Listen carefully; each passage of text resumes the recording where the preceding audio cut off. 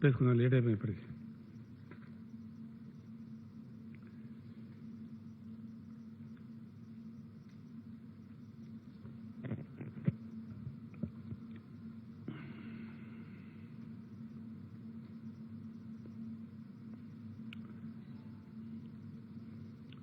మొత్తం మానవ ప్రపంచాన్ని అనేక ఇబ్బందులకు కష్టనష్టాలకు గురి చేస్తున్నటువంటి కరోనా మనల్ని కూడా పట్టిపీడిస్తూ ఉంది. ఈ రోజుకి లేటెస్ట్ దీని ప్రకారంగా మన రాష్ట్రంలో 1096 మందికి, ఇది లేటెస్ట్ అప్డేటెడ్ ఫిగర్ ఇప్పుడు ఈవినింగ్ వరకు కూడా 1096 మెంబర్స్కి ఈ కరోనా పాజిటివ్గా కనుగొనబడ్డది. ఇందులో ట్రీట్మెంట్ పూర్తి చేసుకొని 628 మంది డిశ్చార్జ్ అయ్యి వెళ్ళిపోయినారు. ఈరోజు కూడా దాదాపు 43 మంది పేషెంట్లు కూడా డిశ్చార్జ్ అయినారు. ఒక 11 మందికి పాజిటివ్గా రావడం జరిగింది. వారిని అందరినీ హాస్పిటల్లో అడ్మిట్ చేశారు. మొత్తంగా ఇప్పుడు ట్రీట్మెంట్లో మన ఆసుపత్రులలో 439 మంది మన దగ్గర ఇప్పుడు ట్రీట్మెంట్లో ఉన్నారు.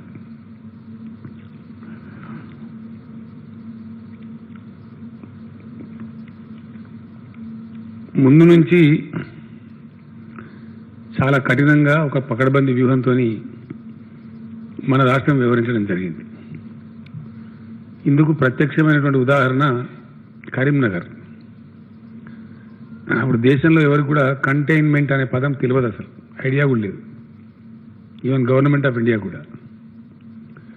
మనం మొట్టమొదటి case first containment zone in India Karimnagar. ఆ రోజు వరకు ఎవరికి కూడా ఐడియా లేదు.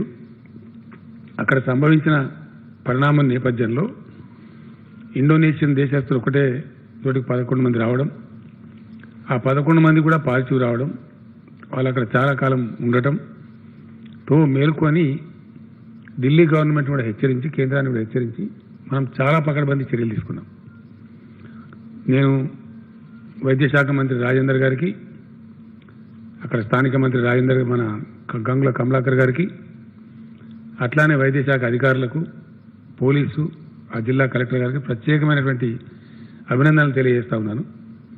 అహోరాత్రులు కష్టపడి విత్ మినిమల్ లాసెస్, ఒక్క లైఫ్ కూడా పోకుండా, వితౌట్ ఏ సింగిల్ డెత్ కరీంనగర్ని మనం కాపాడగలిగాం.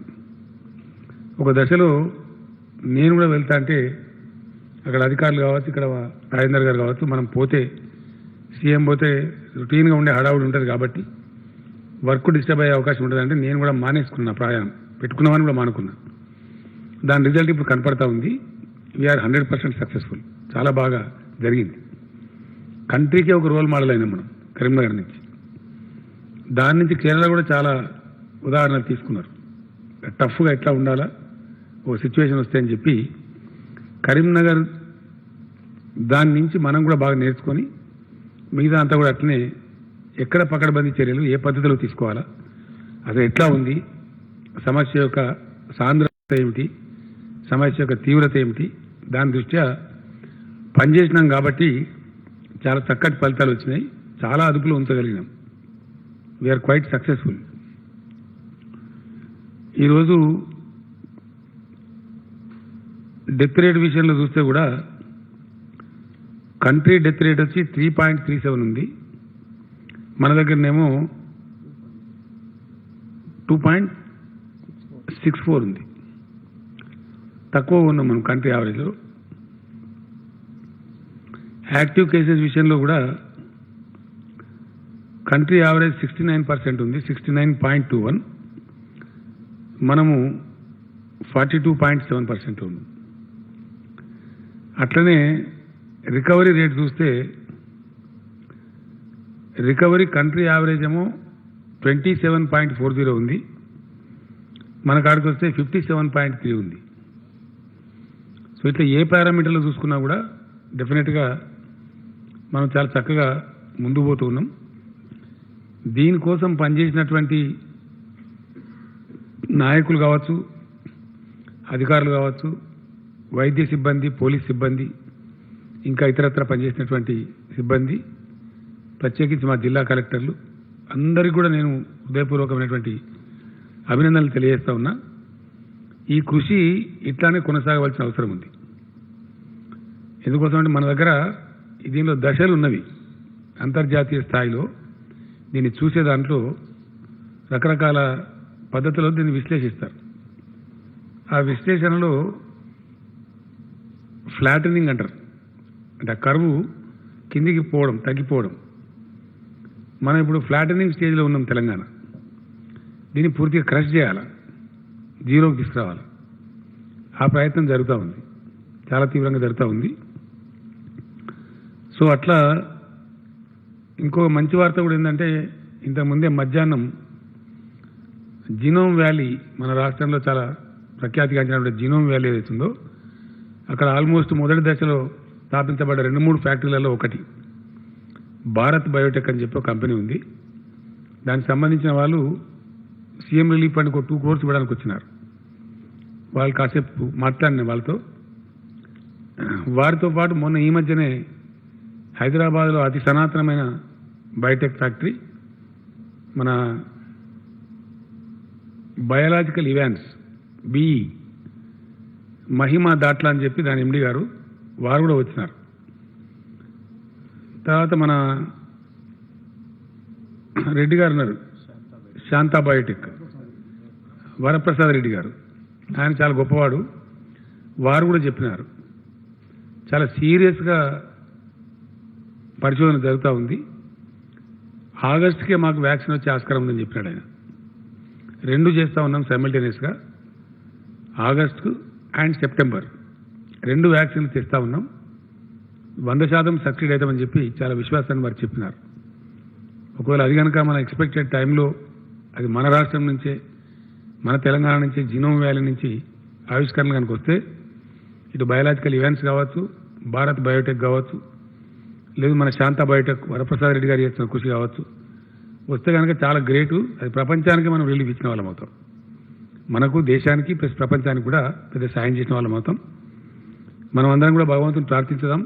ఎంత తొందరగా వ్యాక్సిన్ వస్తే అంత గొప్ప విజయం మానవ జాతి సాధిస్తుంది. కాబట్టి అది జరగాలని చెప్పి మనస్ఫూర్తిగా కోరుకుందాం. అట్లానే దీన్ని డెఫినెట్గా గట్టిగా ప్రజలు ఫాలో కావాల్సిన అవసరం ఉంది. మనం గడ్డకు పడ్డం కాబట్టి ఇంకా పూర్తిగా పడవలసిన అవసరం ఉంది.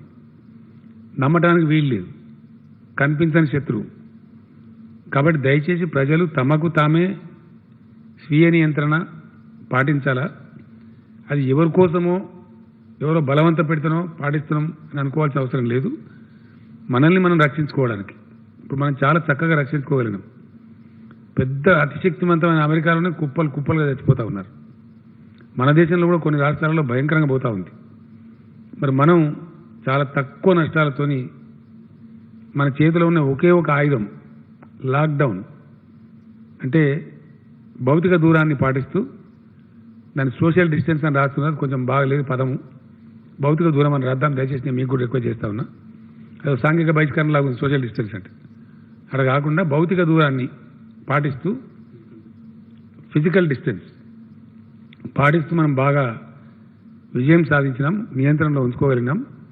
ఇంకా కొంచెం పంటి బిగు ఉన్నో, ఒంటి బిగు ఉన్నో, ఇంకా కొంచెం ముందుకు పోతే మనకు డెఫినెట్గా విజయం వచ్చే ఆస్కారం ఉంటుంది. తక్కువ నష్టాలతోని మన రాష్ట్రం, మన సమాజం బాగుపడే అవకాశం ఉంటుంది. కాబట్టి అందరూ కూడా దయచేసి సహకరించాలని చెప్పి నేను కోరుతా ఉన్నా. ముఖ్యంగా ఇతర వ్యాధులు ఉన్నటువంటి వాళ్ళు, ఆల్రెడీ ట్రీట్మెంట్లో ఉన్నటువంటి వాళ్ళు, షుగర్ వ్యాధిగ్రస్తులు కావచ్చు, బీపీ కావచ్చు, డయాలసిస్లో ఉన్న కిడ్నీ రోగులు కావచ్చు, అట్లానే క్యాన్సర్ పేషెంట్స్ కావచ్చు, ఇతరత్ర ఎయిల్మెంట్స్, గుండె జబ్బులున్న వాళ్ళు కావచ్చు, వాళ్ళు ట్రీట్మెంట్ తీసుకుంటూ ఉన్నారు గవర్నమెంట్ హాస్పిటల్లో, ప్రైవేట్ హాస్పిటల్లో. వాళ్ళంతా మెడికల్ డిపార్ట్మెంట్ లిస్టులో ఉన్నారు. వాళ్ళు పదే తిరిగే అవసరం లేకుండా నిన్నే మినిస్టర్ గారు ఈటెల రాజేందర్ గారు డిసైడ్ చేసినారు. వాళ్ళకు 3 నెలలకు కావాల్సిన అవసరాలు మందులు ఒకటేసారి ఇవ్వాలని చెప్పి డిసైడ్ చేశారు. వారు బయటికి రావద్దని చెప్పి నేను కోరుతా ఉన్నా. వారి కోసం ప్రత్యేకంగా 1 కోటి మాస్కులు, వాళ్ళు 40 నుంచి 50 లక్షల మధ్య ఆ పేషెంట్లు ఉన్నారు, వారికి ఫ్రీగానే మాస్కులు హెల్త్ డిపార్ట్మెంటే సప్లై చేస్తుంది. అవి కాటన్వి తయారు చేస్తూ ఉన్నారు ప్రత్యేకంగా, వాషబుల్ అన్నమాట.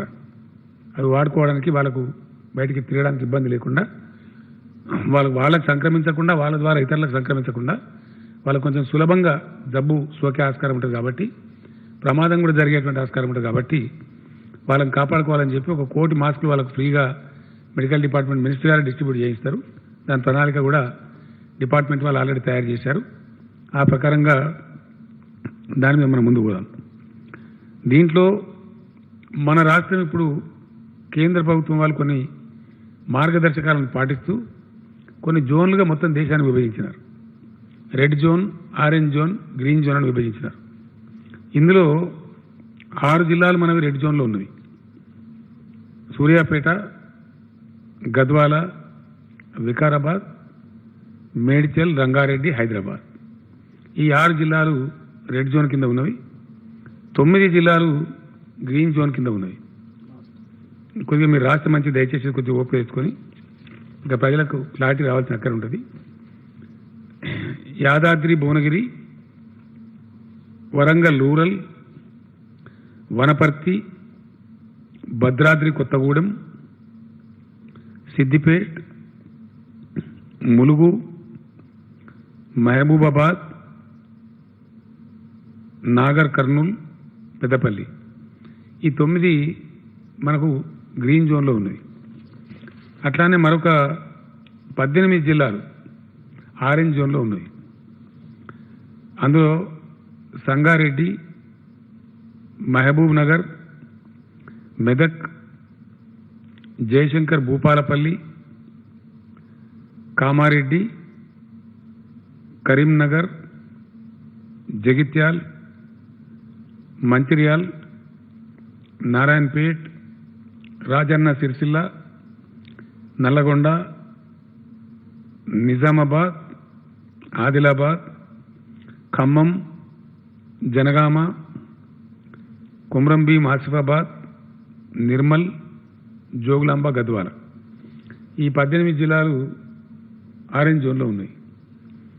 ఈ క్లాసిఫికేషన్ ప్రకారం కొన్ని సడలింపులు భారత ప్రభుత్వం ఇచ్చింది. కొంత వ్యవస్థ ఆ ప్రకారం నడుచుకోవాలని చెప్పింది. మనం దాన్ని అతిక్రమించడానికి మనకు అధికారాలు లేవు. అంతకన్నా కొంచెం కఠినంగా పెట్టుకోవచ్చు. ఆ వెసులుబాటు మనకు ఇచ్చినారు. కానీ we have to follow government of India guidelines. మనం ఫాలో చేయాల్సిందే.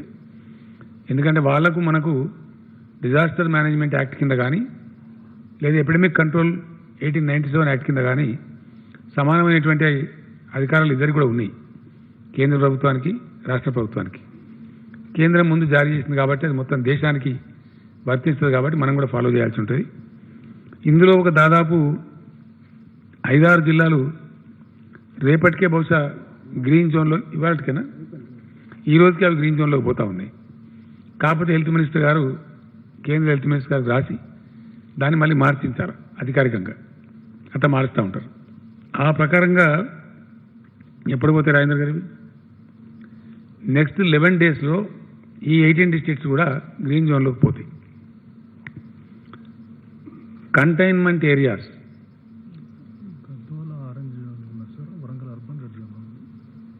మనం చెప్పి అట్టే చెప్పినాం కదా. మరి గద్వాల ఆరెంజ్లో ఉందా సార్? నేను ఇందాక చెప్పిన దానిలో గద్వాల ఆరెంజ్ జోన్లో ఉంది, వరంగల్ అర్బన్ రెడ్ జోన్లో ఉంది. చిన్న చేంజ్. నెక్స్ట్ 11 డేస్లో ఈ 18 జిల్లాలన్నీ కూడా గ్రీన్ జోన్లోకి పోతున్నాయి. కంటైన్మెంట్ ఏరియాస్ రాష్ట్రంలో ఇప్పటి వరకు ఒక 35 ఉన్నాయి. 35 కదా. 35లో హైదరాబాద్ ఎన్ని? 19 హైదరాబాద్లో, 16 ఈ రెడ్ జోన్లో ఉన్న ఇతర జిల్లాల్లో ఉన్నాయి. ఇవి కూడా నాకు తెలిసి ఈ రోజుకే 35 నుంచి అన్ని వెళ్ళిపోయి ఒక 12 మాత్రం మిగిలే పరిస్థితి ఉంది. మిగిలినటువంటి 23 వెళ్ళిపోతున్నాయి. అవి ఈ రోజుతో గడువు తీరుతున్నది. వీటిని కూడా డీనోటిఫై చేసేస్తారు. అట్లా అవి కూడా తగ్గిపోతున్నాయి. ఇంకా దినం గడుస్తున్నప్పుడు ఇంకా కూడా పోతూ ఉంటాయి. అయినప్పటికీ కూడా మనకి ఈ రెడ్ జోన్లో ఉన్న జిల్లాలలో మరీ ముఖ్యంగా హైదరాబాద్, మేడ్చల్, రంగారెడ్డి చాలా ఎక్కువ జనసాంద్రత ఉండే జిల్లాలు. ఇక్కడనే చాలా భయంకరమైనటువంటి పరిస్థితులు కూడా మనకున్నాయి. ఇక్కడ మనం ఏమాత్రం కూడా రిస్క్ తీసుకోలేము. తీసుకుంటే పెద్ద పాపం ముట్టగట్టుకునే వాళ్ళం అవుతాం. చాలా కఠినంగా ఇక్కడ వ్యవహారం చేయవలసి వస్తుంది. అక్కడ we cannot compromise at any cost. ఇక్కడ చూస్తే మనకి టోటల్ కేసులలో 726 కేసులు ఇక్కడనే ఉన్నాయి. అంటే 66%. మొత్తం రాష్ట్రంలో ఉండేటువంటి 1096 కేసులలో 66% కేసులు కేవలం ఇక్కడనే ఉన్నాయి. అట్లానే రాష్ట్రం అంతా కలిసి 34% ఉంది. అట్లానే ఇప్పుడు మనకి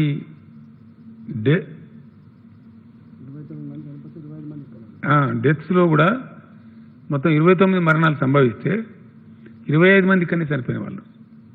అది 86% ఇక్కడనే చనిపోయినారు.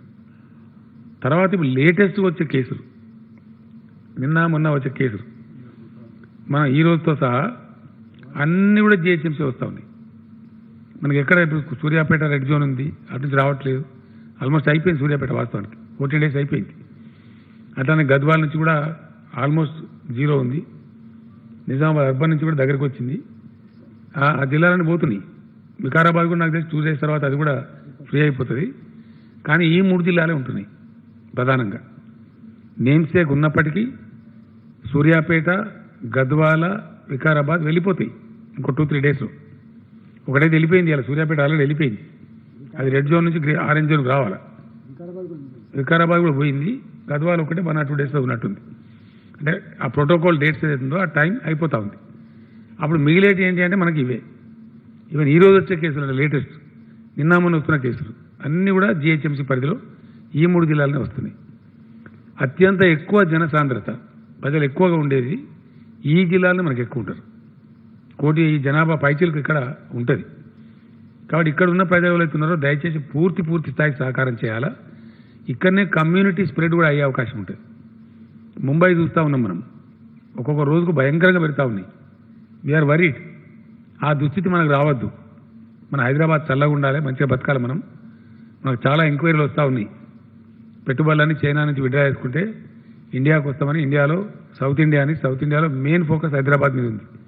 చాలా పెద్ద లాభం మనకు జరిగే అవకాశం ఉంది. ఉజ్వలమైన భవిష్యత్తు ఉండే అవకాశం ఉంది.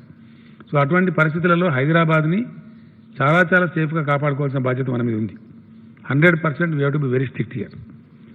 మొత్తం పైన ప్రపంచవ్యాప్తంగా కూడా ఇట్లాంటి వైరస్ వచ్చినప్పుడు గత అనుభవాల దృష్ట్యా, అది స్వైన్ ఫ్లూ కావచ్చు, స్పానిష్ ఫ్లూ కావచ్చు, ఇతరత్ర సంభవించిన వైరస్లు కావచ్చు, యావత్తు వైద్య ప్రపంచం, గొప్ప శాస్త్రవేత్తలు వెలిబుచ్చుతున్నటువంటి అభిప్రాయం ఏంటంటే ఒక 70 days సైకిల్ మనం పాస్ అయినట్టయితే, ఎక్కువ ఇబ్బందులు, ఎక్కువ ట్రాన్స్మిషన్ లేకుండా పాస్ అయినట్టయితే చాలా వరకు అది కంట్రోల్ అయ్యి మన స్వాధీనంలోకి అది వచ్చే అవకాశం ఉంటుంది. మనకు అప్పర్ హ్యాండ్ వచ్చే, మన వైద్య శాఖకు అప్పర్ హ్యాండ్ వచ్చే అవకాశం ఉంటుంది. అడపా ఏదో అక్కడో కేసు వస్తే స్పొరాడిక్గా కంట్రోల్ చేసుకోవచ్చు, చాలా సులభంగా ఉంటుంది. కాబట్టి దాన్ని పాటించాలని చెప్తున్నారు. ఎట్లాగో మనం ఇంత కష్టపడ్డాం, ఇప్పుడు మొత్తం మన రాష్ట్రం అంతా ఫ్రీ అవుతా ఉంది. ఓన్లీ రాజధాని మట్టుకే ఈ 3 జిల్లాలే మనకు తేడాగా ఉన్నాయి.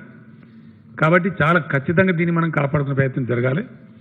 అందుకోసం యావత్ రాష్ట్రంలో 2 విషయాలు నేను స్పష్టంగా మనం చేస్తా ఉన్నా. కొంతమంది కోపం రావచ్చు నా మీద, కానీ మెజారిటీ ప్రజలు నిన్న మొన్న కూడా టీవీ ఛానల్ చేస్తే ఖచ్చితంగా లాక్డౌన్ పొడిగించాలని చెప్తున్నారు. నేను చాలామందితో మాట్లాడితే వాళ్ళు అది కూడా చెప్తున్నారు. గౌరవ శాసనసభ్యులను, మంత్రివర్గ సభ్యులను, ఇలా మంత్రిమండలిలో కూడా అదే అభిప్రాయం వచ్చింది. మనం ఏదైనా తక్కువైతే బతకచ్చు, కానీ మనుషులను పొడగొట్టుకోవద్దు, ఇప్పటికి బాగున్నాం, ఇది ఇట్లే కొనసాగాలి, కఠినంగా ఉండాలని చెప్పడం జరిగింది. అందువల్ల not regard to the government of India dead line 29th May వరకు మన రాష్ట్రంలో లాక్డౌన్ పొడిగిస్తూ ఉన్నాం. ఖచ్చితంగా దాన్ని సీరియస్గా అమలు చేస్తాం. నైట్ కర్ఫ్యూ రాష్ట్రం అంతా కూడా ఉంటుంది. ఎట్ ఎనీ కాస్ట్ 7 PM తర్వాత సీరియస్ కర్ఫ్యూ ఉంటుంది. దయచేసి దాన్ని ఖచ్చితంగా మనం ఫాలో కావాలి. ఎట్టి పరిస్థితులలో 6 o'clock వరకే అందరూ కూడా పనులు ముగించుకొని, పర్చేజింగ్స్ కానీ ఇతర కార్యక్రమాలు కానీ ముగించుకొని 6 to 7 లోపల 6:45 ఈ ఇళ్లలోకి చేరుకోవాలా, లేదంటే పోలీస్ చర్యలు తీసుకుంటారు. మనకు చాలా ఇబ్బందులు వచ్చే ఆస్కారం ఉంటుంది. ఆ విషయంలో కఠినంగా ఉంటారు. దయచేసి ప్రజలు సహకరించాలని కోరుతా ఉన్నా. ఇంతకాలం మనం బాగా విజయం సాధించినాం కాబట్టి ఇప్పుడు మనం డెఫినెట్గా దీన్ని అతిక్రమిస్తే చాలా దెబ్బలు తినేటువంటి ప్రమాదానికి పోతాం. ఎట్టి పరిస్థితుల్లో మనం ఆ లేని కష్టం కొని తెచ్చుకోవద్దు. 4 రోజులైతే ఎట్లాగో మన టెంపరేచర్స్ కూడా బాగా పెరిగిపోయినాయి. 39 డిగ్రీస్, 38 డిగ్రీస్, 40 డిగ్రీస్ పోతా ఉన్నాం. ఇంకా టెంపరేచర్స్ రైజ్ అవుతాయని కూడా చెప్తా ఉన్నారు. గొప్ప పనులు కూడా లేవు. కాబట్టి దయచేసి ప్రజలు సహకరించాలి. మంచి అదుపులో ఉంది. కొద్ది రోజులు ఒప్పుకోట్టుకుంటే చాలా విషయాల్లో మనకు మంచి విజయం వచ్చేటువంటి ఆస్కారం ఉంటుంది. ఇంకో విషయం కూడా ఈ సందర్భంలో చెప్పాల్సిన అవసరం ఉంది. ఇనీషియల్గా మన దేశానికే, తెలంగాణ కాదు, సరే కొందరు తెలుగులో లేదో అవాకులు చవాకులు పేలుతూ ఉంటారు, పెద్ద ఇష్యూ కాదు. కానీ మన దేశానికే ఇటువంటి విపత్తు వస్తే ఎదుర్కొనే నైపుణ్యం లేదు. రాష్ట్ర ప్రభుత్వాన్ని వదిలిపెట్టండి, కేంద్ర ప్రభుత్వం దగ్గర కూడా 10 కిట్లు లేని దుస్థితి. 10 కిట్లు కూడా. ముఖ్యమంత్రుల వీడియో కాన్ఫరెన్స్లో ప్రీతి సుడాన్ గారు అని చెప్పి హెల్త్ సెక్రటరీ గారు ఆమెనే చెప్పినారు. అప్పటిదాకా మనం ఏంటంటే డిపెండెంట్ కంట్రీ, ప్రతిదీ ఇంపోర్టు. ప్రతి చిన్న సబ్జెక్ట్ కూడా ఇంపోర్టు. ఈవెన్ మాస్క్, ముక్కు పెట్టుకున్న మాస్క్, N95 మాస్క్ కూడా ఇంపోర్టే. ఆ పర్సనల్ ప్రొటెక్షన్ ఎక్విప్మెంట్, ఆ కిట్, పీపీఈ కిట్ కూడా ఇంపోర్టే. ఎక్కడ లేవు, ఎక్కడ ఒకటి కూడా లేదు. మన దగ్గర ఇంకా నయం. కొన్ని ఎయిడ్స్ బాబత్ పాత కిట్లు ఉంటే మినిస్టర్ గారు దాన్ని గామా రేస్ ట్రీట్మెంట్ చేయించి కొన్ని ఇనిషియల్గా వాడినాం. తర్వాత రాజేందర్ గారు అంటే ఎట్లా ఉంటుందంటే, రాజేందర్ గారు కష్టపడి బెంగళూరులో పట్టుకుని 15,000 కిట్స్ కానీ ఇస్తా అంటే కొంచెం ఎక్కువ డబ్బు ఇచ్చినా కొందామంటే అక్కడ పోలీసులు దాన్ని సీజ్ చేశారు. మనకు రానియలే. ఎక్కడ వాళ్ళది అక్కడ యాంగ్జైటీ కాబట్టి ఆ రాష్ట్రం వాళ్ళు అక్కడనే లాగేసుకున్నారు. అంత కఠినం ఉండే. ఆ స్టేజ్ నుంచి మనం ఇప్పుడు చాలా అద్భుతమైన స్టేజ్కి చేరుకున్నాం. 10 లక్షల కిట్లకు ఆర్డర్ ఇచ్చినాం. అందులో ఆల్మోస్ట్ 5,60,000 కిట్లు మన హ్యాండ్ ఓవర్లో ఉన్నాయి. ఇప్పుడు మనకు సరిపోను కాదు, అవసరమైతే పక్క రాష్ట్రం కూడా సాయం చేసే స్థాయిలో మనం ఉన్నాం.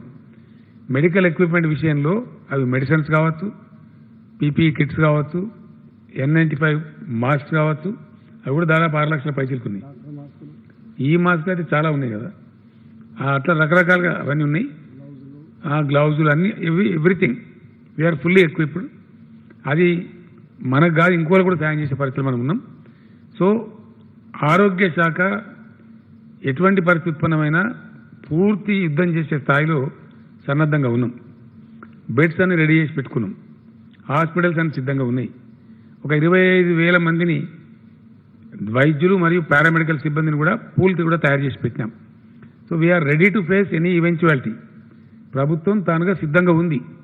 కావాల్సిందల్లా ప్రజల సహకారమే, పీపుల్ కోఆపరేషనే. ఇంతవరకు వచ్చినాం. కొద్దిపాటు పనిచేస్తే మనం ముందుకు అవకాశం ఉంటుంది. నేను మరొకసారి మనవి చేస్తా ఉన్నా, దయచేసి దాన్ని కోమార్బిడిటీస్ అంటారు. కోమార్బిడిటీస్ అంటే ఇతరత్ర జబ్బులు కలిగి ఉన్నవాళ్ళు, ఇతరత్ర ఎయిల్మెంట్స్ కలిగి ఉన్నవాళ్ళు అని మెడికల్ భాషలో అంటారు. అటువంటి వాళ్ళు ఎట్టి పరిస్థితుల్లో రిస్క్ తీసుకోవద్దు. దయచేసి పెద్దవాళ్ళు, 65 ఇయర్స్ దాటిన వాళ్ళు రాకుండా, వాళ్ళు బయటికి రాకుండా, వాళ్ళ పిల్లలు, వాళ్ళ యోగక్షేమాలు చూడాలి.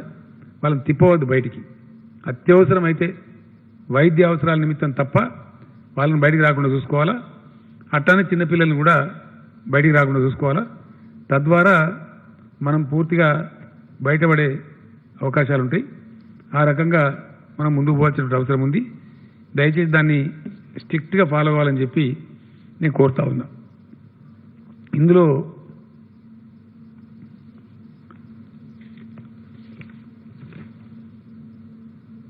ఎకనామిక్ యాక్టివిటీ కూడా కొంత ప్రారంభించుకోవాలని చెప్పి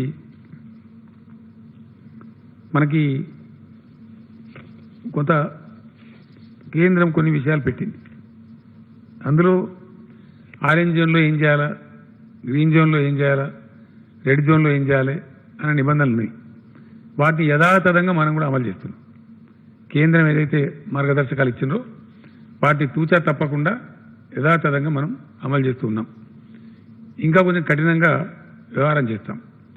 ఫర్ ఎగ్జాంపుల్, కేంద్ర ప్రభుత్వం రెడ్ జోన్లో కూడా షాపులు తెరుచుకోవచ్చని ఇచ్చిండ్రు. మనం తెరవడం లేదు. ఇక్కడ హైదరాబాద్, రంగారెడ్డి, మేడ్చల్ అండ్ వికారాబాద్, గద్వాల్, సూర్యాపేట్, అది గద్వాల్ కాదు, Warangal urban and Suryapet. We are not opening a single shop. No. Very strict. ఎట్టి పరిస్థితి ఒక షాప్ కూడా ఓపెన్ చేయం. ఇక్కడ ఓపెన్ చేసేదల్లా గృహ నిర్మాణ యాక్టివిటీ కొనసాగుతుంది కాబట్టి దానికి సంబంధించిన షాపులు మాత్రం ఓపెన్ చేస్తారు. నిత్యావసర సరుకుల షాపులు ఓపెన్గా ఉంటాయి, ఇంతకుముందు ఉన్నట్టే సేమ్ యాక్టివ్గా, దానిలో ఏం డిస్టర్బెన్స్ ఉండదు. దాంతోపాటు సిమెంటు స్టీల్ షాపులు, హార్డ్వేర్ షాపులు కదా, గృహాలకు సంబంధించి నిర్మాణాలకు సంబంధించినటువంటి ఎలక్ట్రికల్ షాపులు, హార్డ్వేర్ షాపులు మటుకు తీసి ఉంటాయి, వాటికి పర్మిట్ చేస్తారు. ఎలక్ట్రికల్ షాపులు, హార్డ్వేర్ షాపులు, ఈ సిమెంటు స్టీల్ షాపులు ఇంతవరకు తీసి ఉంటాయి. ఏ షాప్ కూడా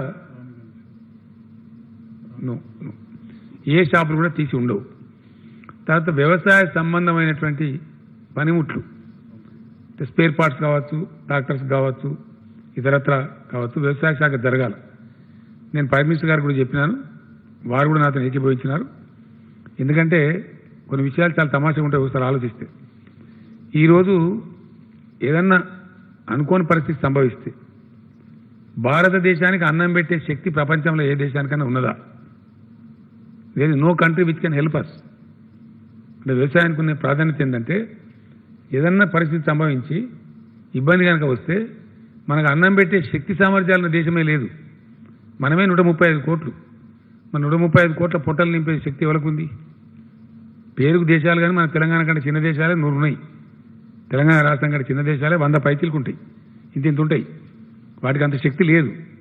కాబట్టి ఎట్టి పరిస్థితులలో ఆహార సెక్టర్లో, ఆహార రంగంలో దేశం సాధించుకున్నటువంటి స్వావలంబన కోల్పోకూడదు ఎట్ ఎనీ కాస్ట్. అది నేను ప్రైమ్ మినిస్టర్ గారు కూడా చాలా స్పష్టంగా చెప్పినాను. ఫుడ్ సెక్టర్లో చాలా కష్టపడి మనం సెల్ఫ్ రిలయంట్గా ఉన్నాం, స్వావలంబన సాధించినాం. ఈ దర్జా నుంచి, ఈ స్టేటస్ నుంచి ఎట్టి పరిస్థితుల్లో దేశం వైద్యులుగా కూడదు. పెద్ద క్రైసిస్లో పడతాం. కరోనా కన్నా ఎక్కువ ప్రమాదం వస్తుంది. కాబట్టి వ్యవసాయ రంగ పనులు యథాతథంగా కొనసాగుతాయి. వ్యవసాయ సంబంధమైనటువంటి యంత్రాలు అవిటి కూడా స్పేర్ పార్ట్స్ అవన్నీ కూడా ఆటోమేటిక్గా ఆ షాప్స్ ఎక్కడ ఉన్నా సరే వాటికి అనుమతిస్తారు, వాటికి ప్రాబ్లం లేదు. కొన్ని షాప్స్ ఏవో సికింద్రాబాద్లో ఉన్నాయని చెప్తున్నారు, వాటికి కూడా అనుమతులు ఇస్తారు ఆయా జిల్లా కలెక్టర్ల రిక్వెస్ట్ మేరకు. కాబట్టి దానికి కూడా ప్రాబ్లం లేదు. ఆ రకంగా వ్యవసాయ పనులు, వ్యవసాయ సంబంధమైన యంత్రాలు, ఆ యంత్రాలకు సంబంధించిన స్పేర్ పార్ట్స్ ఆ షాపులు కూడా తీసి ఉంటాయి. అంటే వ్యవసాయ సంబంధమైన suppose fertiliser shops, pesticide shops, seed shops అవన్నీ కూడా తెరిచి ఉంటాయి. కాబట్టి ఆ రకంగా ఉంటాయి. ఈ యొక్క హైదరాబాద్ సిటీ వీళ్ళు నా మీద కోపానికి వస్తారు నాకు తెలుసు. But still I have no way, నాకు గత్యంతరం లేదు. కాకపోతే డాక్టర్లు, మన వైద్య అధికారులు, ఉన్నతాధికారులు వాళ్ళు చాలా పట్టుబట్టినారు. సార్ మీరు ఇంత స్ట్రిక్ట్గా అయితే వ్యవహారం చేసినారు, దయచేసి సిటీని కాపాడుకోవాలంటే ఇక్కడ సడలింపులు ఇవ్వద్దు అని వారు గట్టిగా చెప్పినారు. క్యాబినెట్ కూడా ఈరోజు అందరూ వారు డైరెక్ట్ క్యాబినెట్లో కూడా ఎక్స్ప్లెయిన్ చేసినారు, కారణాలన్నీ ఏంది అనే విషయాలు చెప్పినారు. వైద్య శాఖ వారిని అభినందిస్తూ దాన్ని ఫాలో చేయాలని చెప్పి నిర్ణయించుకున్నాం. అయితే రెడ్ జోన్లో షాపులు ఓపెన్ చేసుకోవచ్చని కేంద్రం చెప్పింది, కానీ మనం ఈ జిల్లాలో ఓపెన్ చేయడం లేదు. ఈ 6 జిల్లాలు 15th వరకు చూస్తాం. 15th వరకు అనుభవాలు వస్తాయి మనకు. ఎందుకంటే నిన్న నుంచి కొంత ఇండియా ఓపెన్ అయింది.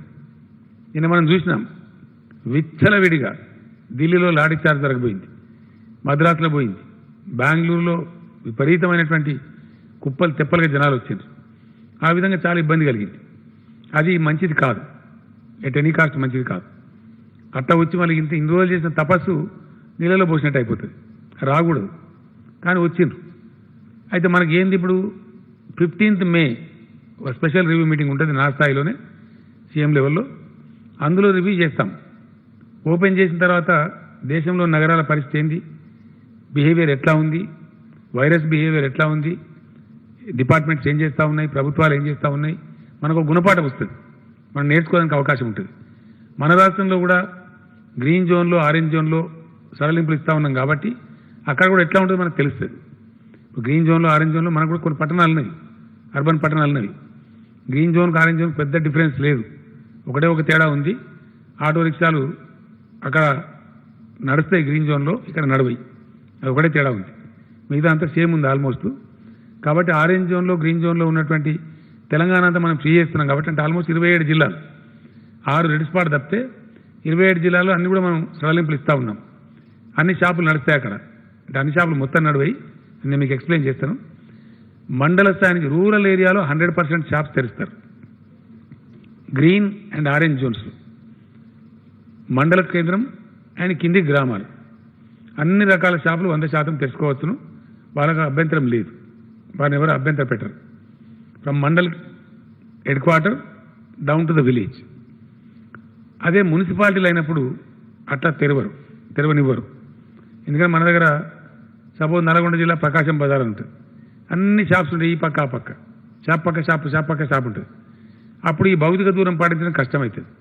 షాపులో పనిచేసే వాళ్ళు కూడా కుప్పలు తెప్పలు వస్తారు. ఎక్కువ మంది వచ్చేసి మన టౌన్స్ అన్నీ అట్లే ఉంటాయి మన తెలంగాణలో. కాబట్టి టౌన్స్ మున్సిపల్ టౌన్స్ ఏవైతున్నాయో వాటిలలో ఓన్లీ 50% షాప్సే తెరుస్తారు. అది మున్సిపల్ కమిషనర్లకు ఆదేశాలు ఇస్తున్నాం. అర్బన్ సెక్రటరీ గారు ఇస్తూ ఉన్నారు. లాటరీ తీస్తారు. ఈరోజు 50%, రేపు 50%, మళ్ళీ ఎల్లుండి ఈ 50%. సైకిల్లో అన్ని షాపులకు అపార్చునిటీ వస్తుంది. అందరూ కూడా వ్యాపారం చేసుకోవాలి. కాబట్టి ప్రతిరోజు మటుకు 50% షాప్స్ ఆల్టర్నేటివ్ షాప్సే తెరుస్తారు. సో దట్ రష్ రాదు. కొంతమంది సేఫ్గా ఉండే ఆస్కారం ఉంటుంది. అనుభవాన్ని బట్టి చూసుకుంటాం. అక్కడ డిస్టెన్స్ పాటించాలి. నేను కొద్దిగా మొండి అందరికి తెలుసు. డిస్టెన్స్ కింది చేస్తే తెల్లారే బ్యాన్ చేస్తాం. కాబట్టి ప్రజలు కానీ షాపుల వాళ్ళు కానీ ఈ సదవకాశాన్ని పొడగొట్టుకోవద్దు. చెప్పింది కదా అని చెప్పి మళ్ళీ కుప్పలు వస్తే చూసుకుంటే కూర్చోము. మీడియా రిపోర్ట్ చేస్తుంది. ఎలక్ట్రానిక్ మీడియా గ్యారంటీ రిపోర్ట్ చేస్తుంది. మాకు అన్నీ తెలుస్తూనే ఉంటాయి. కాబట్టి ఊరుకునే పరిస్థితి ఉండదు. మీదిగా మీడియా వాళ్ళని నేను ప్రార్థిస్తున్నా. ఎక్కడన్నా మరీ అన్రూలీ ఉంటే దయచేసి వెంటనే రిపోర్ట్ చేయండి. తగిన చర్యలు కూడా తీసుకుందాం. మీ సహకారం కావాలని మీడియా సహకారం కూడా నేను కోరుతా ఉన్నా. షాపులు ఉదయం 10 గంటల నుంచి 6 గంటల వరకు తెరిచి ఉంచుతారు. మార్నింగ్ 10 to 6, 7 నుంచి కర్ఫ్యూ. కాబట్టి నేను మళ్ళీ ఒకసారి చెప్తున్నా, no confusion. Night time curfew entire స్టేట్లో ఉంటుంది. మొత్తం రాష్ట్రంలో ఉంటుంది. ఈ జిల్లా లేదు, ఆ జిల్లా లేదు, గ్రీన్ లేదు, రెడ్ లేదు. అన్ని జిల్లాలలో 33 జిల్లాలలో 7 గంటల నుంచి ఉదయం 6 గంటల వరకు కర్ఫ్యూ ఉంటుంది. తప్పకుండా ఉదయం 6 నుంచి వాళ్ళ కార్యకలాపాలు ప్రారంభించుకోవచ్చు. ఆ రకంగా షాపులు మట్టుకు వ్యాపార కార్యకలాపాలు 10 o'clock నుంచి తెరుచుకోవచ్చు. మళ్ళా ఒకసారి నేను చెప్తున్నా, గ్రామీణ ప్రాంతంలో 100% షాపులు తెరుచుకోవచ్చు. దట్ ఈజ్ మండలం టు విలేజ్, మండల కేంద్రం టు విలేజ్. మున్సిపల్ టౌన్స్లో మట్టుకు 50% షాప్స్కి అనుమతిస్తారు. అది వీరికి వారికి అని పక్షపాతం ఉండదు. మున్సిపల్ కమిషనర్లు వెంటనే రేపే లాటరీస్ తీసి వాళ్ళకి చెప్పేస్తారు. ఆ ప్రక్రియ అయిపోగానే వాళ్ళ షాపులు తెచ్చుకోవచ్చు, వాళ్ళు నడుచుకోవచ్చు. ఈ రోజు కొందరికి వస్తుంది, రేపు కొందరికి వస్తుంది, మళ్ళీ ఎల్లుండి వాళ్ళకి వస్తుంది. సైకిలే కాబట్టి పెద్ద ఇబ్బంది లేదు. కాబట్టి అన్ని షాపులకు అవకాశం వస్తుంది. కన్స్ట్రక్షన్ పనులు చేసుకోవచ్చు, వాటికి ఇబ్బంది లేదని చెప్పినాం. వాటికి సంబంధించిన షాప్స్ కూడా ఉంటాయి. ఆ రకంగా ఉంటాయి. ఈ పద్ధతులలో మనం ముందుకు పోవాలి. ఇది మన వైద్యులు, విజ్ఞులు అందరూ కూడా చెప్పింది కాబట్టి ఆ ప్రకారం పోతే ఎక్కువ శాతం మనం కాపాడుకునేటువంటి అవకాశం ఉంటుంది. కాబట్టి దయచేసి ఆ ప్రకారంగా ముందుకు పోవాలి. తర్వాత ఏవైతే మిగతా మార్గదర్శకాలన్నీ మీరు చూసిన నిన్న మొన్న పేపర్లలో ప్రజలు కూడా చూసినారు. సేమ్ కేంద్రం ఏదైతే ఇచ్చిందో అదే ప్రకారంగా మనం ముందుకు పోతాం. ప్రైవేట్ ఆఫీసులు 1/3% తోని ఆర్డర్ చేసుకోవచ్చు.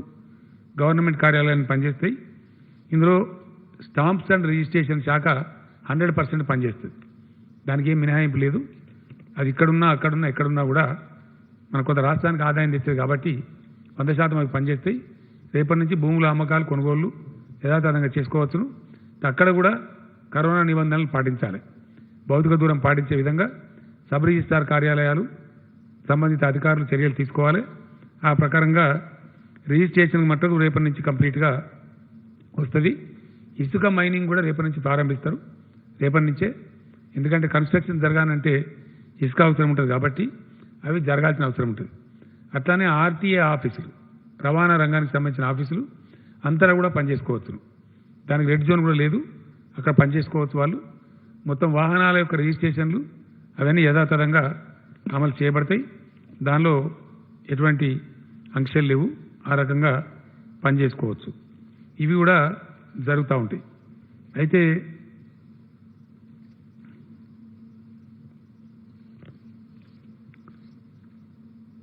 రిజిస్ట్రేషన్స్ అవన్నీ కూడా జరుగుతాయి. ఈ విధంగా మనం ముందుకు పోదాం. తర్వాత విద్యార్థులకు సంబంధించి 10వ తరగతి పరీక్షలు మధ్యలో అయిపోయినాయి. 3 పరీక్షలు జరిగినాయి, 8 పరీక్షలు జరగవలసింది. ఆ 8 పరీక్షలు నిర్వహిస్తాం. ఇంతకుముందు హైకోర్టు వాళ్ళు ఆర్డర్ ఇచ్చినారు. సో హైకోర్టు ఏ నిబంధనలు చెప్తే ఆ నిబంధనలు ఫాలో చేస్తే ఎగ్జామ్ కండక్ట్ చేస్తాం, చేయాలి. ఎందుకంటే మనకు 2500 వరకు ఇంచుమించుగా సెంటర్స్ ఉన్నవి. వాటిని అవసరమంటే 5000 చేస్తాం, 5500 చేస్తాం. తక్కువ విద్యార్థులు ఒక హాల్లో 15-20 మంది మాత్రమే విద్యార్థులు ఉండేటట్టు, ఈ భౌతిక దూరం పాటించేటట్టు, హాల్స్ అన్ని శానిటైజ్ చేసేటట్టు, అట్లానే ఆ పిల్లలకు వాళ్లకు శానిటైజేషన్ కానీ మాస్కులు కానీ ఇవన్నీ ప్రొవైడ్ చేసి విద్యాశాఖ మంత్రి గారు స్టెప్స్ తీసుకుంటారు. ఆ రకంగా క్యాబినెట్ ఈరోజు డిసైడ్ చేసి మన అడ్వకేట్ జనరల్ గారికి ఆదేశాలు ఇచ్చింది. ఇమీడియట్గా కోర్టులో అప్లై చేయమని చెప్పినాం. సీజే గారు ముందు అప్లై చేసి పర్మిషన్ తీసుకోమన్నాం. కోర్టు కూడా మాకు పర్మిషన్ ఇస్తుందని చెప్పి భావిస్తూ ఉన్నాం. వెంటనే తీసుకొని, ఇక్కడ పిల్లలు టెన్షన్లో ఉన్నారు పాపం, వాళ్ళు పిల్లల తల్లిదండ్రులు కూడా అన్ని జాగ్రత్తలు, వాళ్ళకు ఆర్టీసీ బస్సులు ఏర్పాటు చేస్తాం, తీసుకుపోతాం, తీసుకొస్తాం. వాళ్ళ ధనవంతుల పిల్లలు ఉంటే స్పెషల్ పాసులు వాళ్ళ కార్లకు కూడా ఇస్తాం. ఇవన్నీ ఏమేమి జాగ్రత్తలు తీసుకొని ఇటువంటి ఇబ్బందులు లేకుండా ఎస్ఎస్సి పరీక్షలు కూడా కోవిడ్ నిబంధనలు పాటిస్తూ ఖచ్చితంగా మే నెలలోనే కంప్లీట్ చేస్తాం. ఎందుకంటే దాని నుంచి చాలా సిలబస్లు అన్నీ అడ్వాన్స్ అయి ఆధారపడి ఉంటాయి. ఇంటర్మీడియట్ కానీ అడ్మిషన్స్ కానీ వివిధ వ్యవహారం అంతా ఉంటుంది. ఇంటర్మీడియట్ పరీక్షలు అయిపోయినాయి. ఈరోజు ఆదేశాలు ఇచ్చినాం ఎడ్యుకేషన్ సెక్రటరీ గారికి. దాని ఇన్విజిలేషన్ పేపర్లు దిద్దే కార్యక్రమం, దాన్ని ఏమంటారు వాల్యుయేషన్, ఆ పేపర్లు దిద్దే కార్యక్రమం కూడా కాలేజీలోకి వెళ్ళి చాలు లే కదా, బయటకు వచ్చి మర్చిపోయాను. సో ఆ వాల్యుయేషన్, స్పాట్ వాల్యుయేషన్ కదా, పేపర్లు దిద్దే కార్యక్రమం అది ఈజీగా ఆ కార్యక్రమం ముమ్మరంగా రేపటి నుంచే చేపడతారు. కాబట్టి దాన్ని కూడా ముగిస్తాం. సో ఆ విద్యార్థులకు కూడా ఇబ్బంది లేకుండా ఎడ్యుకేషన్ మాడ్యూల్ ఈరోజు హెచ్ఆర్డీ మినిస్టర్ గారు కూడా ఏదో చెప్పినారు, కేంద్రం కొన్ని నిబంధనలు పెట్టినారు. ఎడ్యుకేషన్ మినిస్టర్ గారు, సెక్రటరీ గారు, వారికి ఒక సబ్ కమిటీ కూడా ఉంది, క్యాబినెట్ సబ్ కమిటీ. ఆ సబ్ కమిటీ కూర్చొని దాన్ని ఫైనల్ చేస్తారు. ఎందుకంటే సిలబస్ ఎట్లా కంప్లీట్ కావాలా, ఎంతవరకు హాజరు కావాలా, రేపు ఎట్లా జరగాలి, అసలు ఏ పద్ధతిలో అవలంబించాలా అనేదంతా కూడా ఒక మాడ్యూల్ తయారు చేయాలి. ఇక్కడ నేను చెప్పదలుచుకున్నది ఏంటంటే, ఇది రేపో ఎల్లుండో సమస్య సమస్య కాదు. ఫైనల్గా కరోనా మనం కలిసి బతకాల్సిందే. విద్య కావాలి, కొంచెం తెలివి కావాలి. ఉపాయం ఉన్నవాడు అపాయం నుంచి తప్పించుకుంటాడు. కాబట్టి మనం ఉపాయంతో బతకాలి. అది ఆ తెలివి ఇప్పుడు మనం సంతరించుకోవాలి. ఇదేదో రేపో ఎల్లుండో వారం రోజులకో దాటిపోయే గండం కాదు. ఇది మనం వేటాడుతూనే ఉంటుంది. కాబట్టి ఇప్పటిదాకా మనం రక్షించుకున్నాం కొంచెం ఉపాయంతో. ఇప్పుడు కూడా మనం ఉపాయంతో రక్షించుకోవాలి. మనల్ని మనమే రక్షించుకోవాలి. ఎవరో వచ్చి మనల్ని కాపాడరు. కాబట్టి ఈ 10వ తరగతి పరీక్షలు నిర్వహించడంతో పాటు ఇంటర్మీడియట్ స్పాట్ వాల్యుయేషన్ కూడా పూర్తి చేస్తాం. నెక్స్ట్ సిలబస్ ఇయర్ ఏమైనా 15 రోజులు ఆలస్యం అవుతుందా, జూన్కే ఉంటుందా, జూలైకి పోతుందా, ఏది ఉత్తమం, ఎట్లా చేయవచ్చు, రాష్ట్రం యొక్క దేశం యొక్క కరోనా యొక్క పరిస్థితులను పరిగణలోకి తీసుకొని షార్ట్ పీరియడ్లో దాన్ని డిక్లేర్ చేస్తాం. ఆ లోపల inter valuation and SSC exams మటుకు డెఫినెట్లీ పూర్తి చేస్తాం. చాలామంది న్యాయవాద మిత్రులు తెలంగాణ అడ్వకేట్ చేసి చాలా డిమాండ్ చేస్తూ ఉన్నారు చాలా రోజుల నుంచి. మేము చాలామంది పేద అడ్వకేట్స్ ఉన్నారు, కొత్తగా ప్రాక్టీస్కి వచ్చిన వాళ్ళు ఉన్నారు, దాదాపు 10,000 మంది ఉంటారు. అట్లా మమ్మల్ని కూడా ఆదుకోవాలా, ఈ టైంలో కోర్టులు మొత్తం లాక్డౌన్ కారణంగా స్తంభించిపోయింది, ఇబ్బంది ఉందని చెప్పినారు. ఈరోజు క్యాబినెట్ ముందుకు ప్రతిపాదన వస్తే దాన్ని తీసుకొని క్యాబినెట్ సమగ్రంగా చర్చ చేసినాం. ఈ న్యాయవాదుల్ని, యువ న్యాయవాదుల్ని, పేద న్యాయవాదుల్ని కొంచెం ఆదుకోవాలని చెప్పి ప్రభుత్వం నిర్ణయించింది. ఎందుకంటే ఇటువంటి కష్ట సమయంలో ఎవరికైనా ప్రభుత్వమే అండదండ ఉండగలుగుతుంది. కాబట్టి దానిలో ఒక 25 కోట్ల రూపాయలను వాళ్ళకు మంజూరు చేసినాం. ఒక ట్రస్ట్ లాగా ఏర్పాటు చేసి దానికి మన అడ్వకేట్ జనరల్ గారు ప్రసాద్ గారు చైర్మన్గా, ఫైనాన్స్ సెక్రటరీ గారు ఒక సభ్యుడిగా, మన న్యాయశాఖ సెక్రటరీ సంతోష్ రెడ్డి గారు ఒక సభ్యుడిగా, ఒక ట్రస్టీగా ఏర్పాటు చేసినాం. ఈ డబ్బులు మన రాష్ట్ర హైకోర్టు చీఫ్ జస్టిస్ గారి ఆధ్వర్యంలో ఎక్కడేం తప్పులు పోకుండా ధర్మంగా ఎవరికైతే సాయం అందవలసి ఉందో ఆ రకంగా దాన్ని వాళ్ళకు వితరణ చేయమని చెప్పినాం. తక్షణంగా 15 crores రిలీజ్ చేస్తూ ఉన్నాం. ఈరోజు రిలీజ్ చేశాం. ఫైనాన్స్ సెక్రటరీకి ఆదేశం ఇచ్చాం. వాళ్ళకి అంత అవసరం ఉంటే ఆ మిగతా డబ్బు కూడా దఫల వారీగా రిలీజ్ చేస్తాం. ఆ రకంగా ఫైనాన్స్ మినిస్టర్ గారు, సెక్రటరీ గారు ఆ స్టెప్స్ తీసుకుంటా ఉన్నారు. ఆ విధంగా వాళ్ళని కాపాడతాం. అదేవిధంగా వలస కూలీల గొడవ. తెలంగాణ రాష్ట్రం చాలా డైనమిక్ స్టేట్, చాలా డైనమిక్ స్టేట్. ఇక్కడ నిజంగా కూడా తెలంగాణ స్ట్రెంత్ చాలా సంతోషం కలుగుతూ ఉంటుంది. మనకు ఇంత గొప్పగా పనులు జరిగే రాష్ట్రం. ఎన్నో రాష్ట్రాల వాళ్ళు ఇక్కడ వచ్చి పొట్టబోసుకునే రాష్ట్రం. ఒకప్పుడు మనమే వలసపోయినాం. సమైక్య పాలకులు మనల్ని అవమానాలు కూడా చేసినారు. మీకు రాష్ట్రమే కాదు, మీకు పరిపాలన చేయరాదన్నారు. కానీ అత్యంత డైనమిక్, మోస్ట్ హ్యాపెనింగ్ స్టేట్ కింద తెలంగాణ ప్రూఫ్ చేసుకున్నది. And that is what is happening. నాకు కూడా అప్పుడప్పుడు ఆశ్చర్యం కలుగుతూ ఉంది. ఎన్ని లక్షల మంది ఎన్ని రంగాలలో పనిచేస్తూ ఉన్నారు తెలంగాణలో. చాలా మనం సంతోషించదగ్గ విషయం. మనకు ఎంత శక్తి తోడవుతా ఉన్నదని. సో నేను మొన్ననే చెప్పినాను వాళ్ళకి, మీరంతా మా బిడ్డలు, మా తెలంగాణ అభివృద్ధిలో భాగస్వాములు కాబట్టి మీరేం ఫికర్ చేయవద్దు, మిమ్మల్ని అన్ని విధాల కడుపులో పెట్టుకుంటాం, ఆదుకుంటామని చెప్పినాం. ఆదుకుంటూ ఉన్నాం. దాదాపు 7.5 లక్షల మంది కార్మికులకు వాళ్ళకి అన్ని వసతులు కల్పించినాం. మన వాళ్ళకి ఇచ్చినట్టే వాళ్ళకి కుటుంబం ఉంటే 12 కిలోల బియ్యం కానీ పిండి కానీ ఇస్తూ వాళ్ళకు కూడా 1,500 రూపీస్ ఇచ్చినాం. ఒకటే వ్యక్తి ఉంటే 500, వాళ్ళు కూడా ఫ్యామిలీ ఉంటే సేమ్ మనలాగా 1,500 రూపాయలు వాళ్ళకు కూడా ఇచ్చినాం. దాంతో వాళ్ళు సంతృప్తిగా ఉన్నారు. అది కాకుండా చాలా వాలంటరీ ఆర్గనైజేషన్స్, మన నాయకులు చాలామంది కూడా వాళ్ళని ఆదుకుంటూ ఉన్నారు. అక్కడక్కడ ఇబ్బంది పడే వాళ్ళను ఆ రకంగా ఉన్నారు. వాళ్ళలో కొంతమంది మాకు ఇక్కడ ఉపాధి ఉంటే ఉంటామని చెప్పేవాళ్ళు కూడా ఉన్నారు. ఈ పాయింట్ వాళ్ళకి అర్థం కావాలి కాబట్టి నేను హిందీలో చెప్తే మంచిదని అనుకుంటున్నా. जो हमारे भाई है दूसरे राज्यों से आके तेलंगाना के विकास में काम कर रहे हैं, हम आपको जैसा मैंने पहले बताया था हमारे बेटे हमारे तेलंगाना राज्य विकास के प्रतिनिधि मानते हैं. आप बेफिक्र से यहाँ काम कर सकते हैं. यहाँ सारा काम खुल जा रहा है. आपको करने के लिए पूरा काम मिल जाएगा. हाउसिंग एक्टिविटी चलेगा, रियल एस्टेट चलेगा, काफ़ी और काम भी चल पड़ेगा, इंडस्ट्री भी चलेगा. तो लिहाजा आप अपना काम ढूंढ सकते हैं. जहाँ आप पहले से काम कर सकते हैं वहाँ आप आराम से अपना काम कर सकते हैं. जो लोग जाने के लिए मन बना लिए हुए हैं आप लोग जा सकते हैं, कोई पाबंदी हम रोकेंगे नहीं. लेकिन एकदम लाखों लोगों को हम नहीं भेज सकते. आज मेरा यूपी सीएम साहब से बात हुआ, बिहार सीएम साहब से बात हुआ, कई चीफ मिनिस्टर लोगों से और कई अधिकारियों से मेरा बात हुआ उत्तर भारत में. वो लोग भी लेने के लिए तैयार है. लेकिन उन्होंने एक दिक्कत बताया कि जो लोग जाना चाहते हैं उनका सूची हमको वहाँ भेजना पड़ता है. कितने लोग जाएंगे और उस राज्य में, वो चाहे उत्तर प्रदेश में हो, राजस्थान में हो, मध्य प्रदेश में हो या किसी और राज्य में हो, बिहार में हो, झारखंड में हो, तो वहाँ पे किस जिले में वो लोग जाएंगे, क्योंकि वहाँ के सरकार इनके जाने का प्रबंध करना चाहिए. वहाँ पे भी पब्लिक ट्रांसपोर्ट नहीं है, इनके लिए स्पेशल प्रबंध करना पड़ेगा. अब ये लोग सडनली जाके उतर गए. और बिहार जैसा राज्य है, वहाँ के लोग बता रहे थे, वहाँ के सीएम साहब और चीफ सेक्रेटरी बता रहे थे कई लाख लोग वहाँ पहुँच रहे. तो एकदम 1 लाख लोग आ जाए तो उनको संभालना उनको मुश्किल हो जाएगा. तो वो लोग भी एक शेड्यूल बना रहे. अगर बाहर से लोग आ रहे तो किस प्रकार से उनको कौन से रेलवे स्टेशन पे उतारा जाए, किधर लिया जाए और जैसा सेफली उनका घर पहुंचा दिया जाए, उनके गांव पहुंचा दिया जाए. इसके लिए टाइम लगेगा. तो इसीलिए दूसरे राज्यों से जो तेलंगाना में काम कर रहे हैं भाई बंधुजन है, कोई आपको घबराहट की जरूरत नहीं है. आप जाना चाहो तो हम भेज देंगे, लेकिन ज़्यादातर रुकने का प्रयास कीजिए.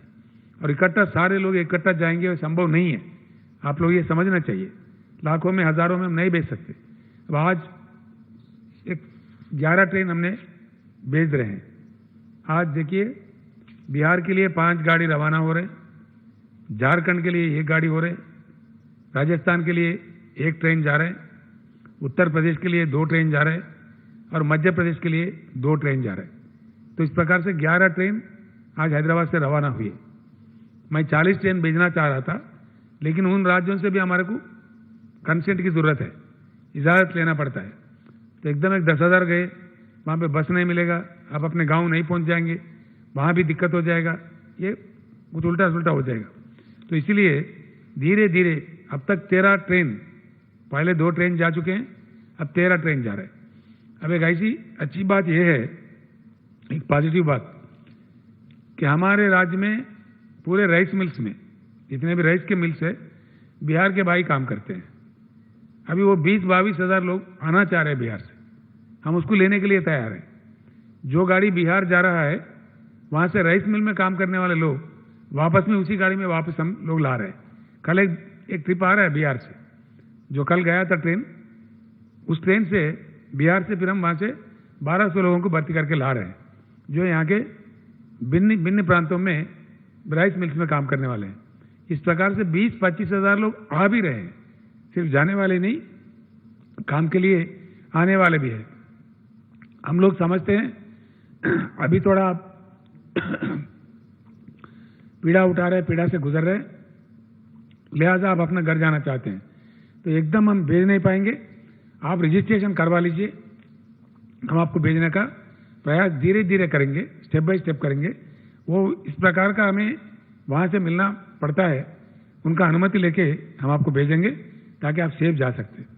और हमें पूरी जानकारी ये भी है कि आप वापस फिर से तेलंगाना राज्य में आएंगे, आपको यहाँ खाना मिलता है, पेट भर के हाथ भर के काम भी मिलता है, हर चीज में मिलता है, तो आप लोग कहीं नहीं जाएंगे, फिर काम करने के लिए आएंगे।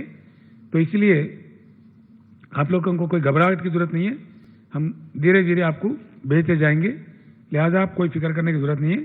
आप रह सकते हैं, अगर रहना चाहे, कोई दिक्कत हो 100 को डायल कीजिए, वहाँ के अधिकारी से मिलिए, वहाँ के एमएलए से मिलिए, हमारे मंत्री जी से मिल लीजिए, आपको पूरा हम कर सकते हैं। अभी जो कर रहे हैं फंक्शन हॉल्स में हम काम इंतजाम कर रहे हैं, हर लिहाज से कर रहे हैं, वो आप जानते उस बात को, उसी प्रकार से आपके साथ रवैया होगा। आप कोई घबराहट ना करें, परेशान ना हो, कोई ऐसी चीज की जरूरत नहीं है। దీని తర్వాత వ్యవసాయం తెలంగాణలో ఇప్పుడు జరుగుతుండేది రైతు రాజ్యమే। ఎందుకంటే భారతదేశ చరిత్రలో ఎప్పుడు కూడా ఇండియన్ హిస్టరీలో never before in the history and never after also రైతులు పండించే మొత్తం ధాన్యాన్ని కొన్న ప్రభుత్వమే లేదు ఇప్పటికీ, ఎంటైర్ ఫుడ్ గ్రెయిన్స్। నేను కూడా 40 ఏళ్ళ నుంచి రాజకీయాల్లో ఉన్నా, మొత్తం దేశంలో యావత్తు దేశంలో ఏ రాష్ట్రంలో కూడా ఎప్పుడు కూడా మొత్తం ధాన్యాన్ని కొనలేదు। అది వాళ్ళ ఊర్లకే వెళ్ళి కొన్నటువంటి సందర్భం లేదు। మద్దతు ధర ఇచ్చి 100% ధాన్యానికి మద్దతు ధర ఇచ్చి కొన్న సందర్భం కూడా లేదు। ఇప్పుడు ఒకటి ఇండియాలో అనేక పార్టీలు పరిపాలించే ప్రభుత్వాలని, కాంగ్రెస్ పాలిత రాష్ట్రాలని, బీజేపీ పాలిత రాష్ట్రాలని, సిపిఎం పరిపాలిత రాష్ట్రాలని, ఇంకా అనేక రాష్ట్రాలని, ఏ రాష్ట్రంలో కొంటలేరు ఇప్పుడు।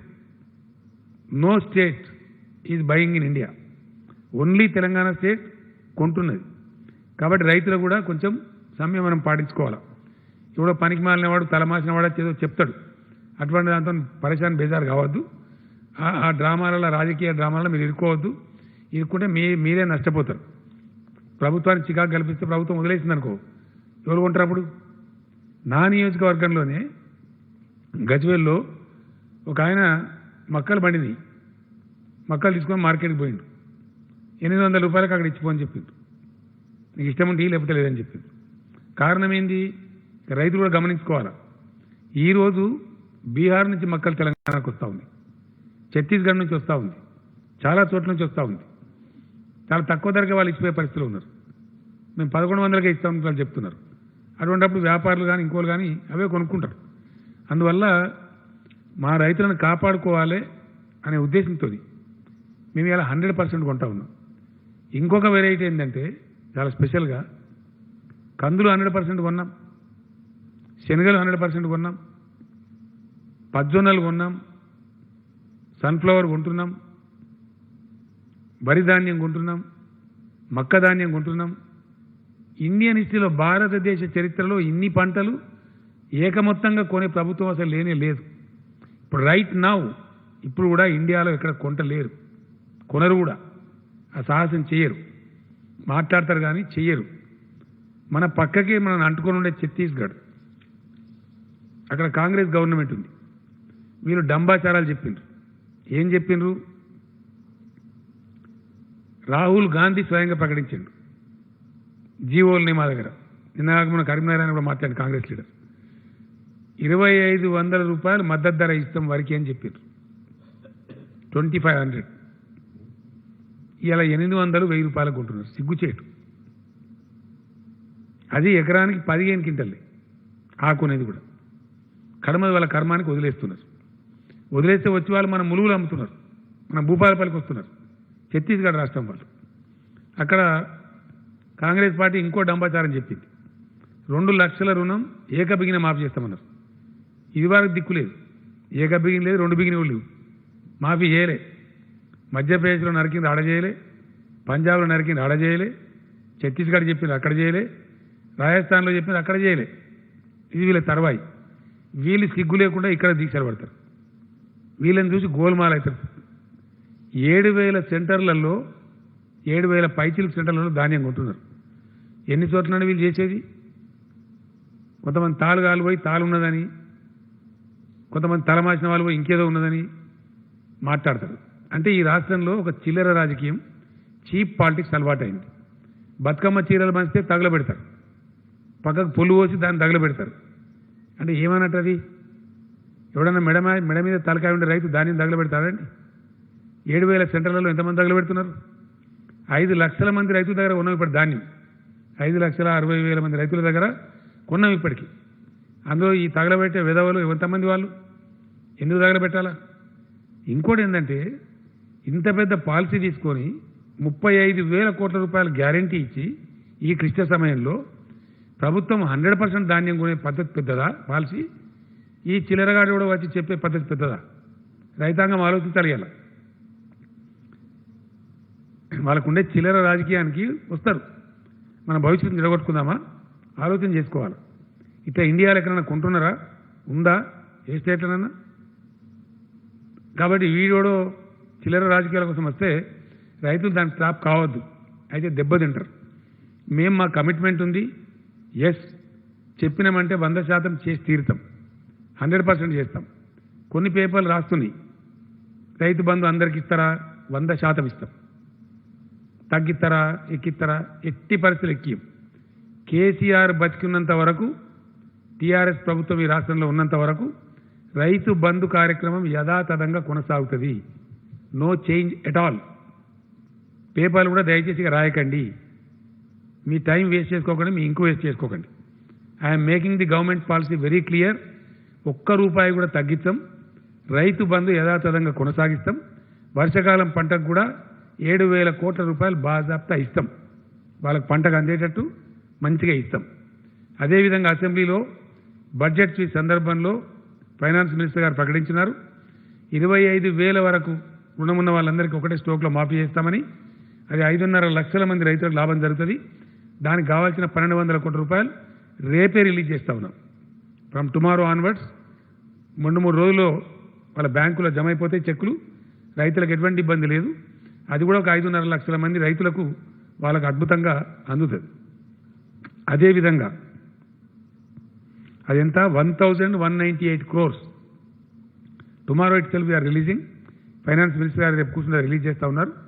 ఆ ప్రకారంగా ఇట్ ఈజ్ అవర్ కమిట్మెంట్. తెలంగాణలో ఉండేది రైతు రాజ్యం, చిల్లరగాల రాజ్యం లేదు. రైతులను ధనవంతులను చేసేదాకా, రైతుల అప్పులు తీరేదాకా, రైతులు తమ పెట్టుబడి తమే జేబులో నుంచి ఖర్చు పెట్టుకునేదాకా ఈ ప్రభుత్వం విశ్రామం తీసుకోదు, ఈ ప్రభుత్వం ఊరుకోదు. కాబట్టి ఉచిత కరెంటు కూడా 24 గంటల ఉచిత కరెంట్ ఇచ్చే ఒకటే ఒక రాష్ట్రం ఇండియాలో తెలంగాణ. ఏ రాష్ట్రంలో కూడా ఇయ్యరు. రైతులకు ఉచిత కరెంట్ ఇచ్చేది 3 రాష్ట్రాలని. అందులో మద్రాసు అంటే తమిళనాడు, ఏపీ, తెలంగాణ. కర్ణాటక కూడా ఇస్తారు ఈ మధ్య అని చెప్పిన, నాకు కరెక్ట్ ఇన్ఫర్మేషన్ లేదు. 8 hours బట్ ఫ్రీయా? టోటల్ ఫ్రీ పవర్ మన దాకా లేదు, but I have to check up. అది ఎక్కడ కూడా 8 గంటలు 9 గంటలు 6 గంటలు ఇస్తారు తప్ప మిగతా టైంలో ఇయ్యరు. 24 hours high quality power without charging single నయా పైసా ఇచ్చే ఒకటే ఒక రాష్ట్రం తెలంగాణ. మా కమిట్మెంట్ ఉంది. ఎందుకంటే రైతులు ధనవంతులు కావాలి, గ్రామీణ ఆర్థిక వ్యవస్థ పరిపుష్టం కావాలి. మాకు ఆ కమిట్మెంట్ ఉంది. ఎవడో వెళ్ళే చెప్తే మేము చేయం, మేము మాట ఇచ్చినాం, చేస్తాం అంతే. ఎవరో చెప్తే చేసాడో, ఎవరు డిమాండ్ చేస్తాడో, అది పిచ్చి రాజకీయ నాయకులు చేసే పని. బట్ మేము యాజ్ ఎ కన్విక్షన్ చేస్తాం. It's our conviction, it's our commitment to our farmers. ఆ విధంగా చేస్తాం. రెండవది, పేదలకు ఉన్నటువంటి మా కమిట్మెంట్ ఏదైతుందో 600 అయినా సరే దాన్ని అమలు చేస్తాం. 100%. ఎట్టి పరిస్థితులలో వాళ్ళ పెన్షన్లు 2016 రూపాయలు అందించి తీరుతాం. దానిలో ఎవ్వరికి ఎటువంటి అనుమానాలు అవసరం లేదు. 100% పెన్షన్లు ఇస్తాం. పేదల సంక్షేమంలో రాజీ పడేది లేదు, రైతుల సంక్షేమంలో రాజీ పడేది లేదు. మాకు ఎవడో వెళ్ళే సలహా చెప్పాల్సిన అవసరం లేదు.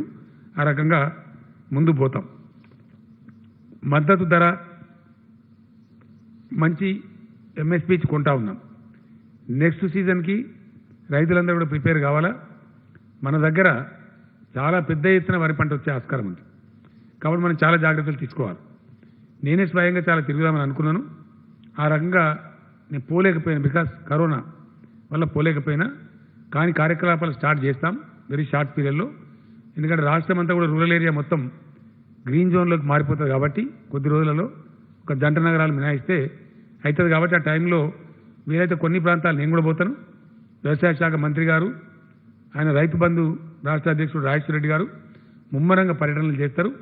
రైతు బంధు కమిటీలను కూడా యాక్టివేట్ చేస్తాం. విత్తనాలు అందుబాటులో ఉంచుతాం. సన్న రకాలు ఎక్కువగా పండించాలి.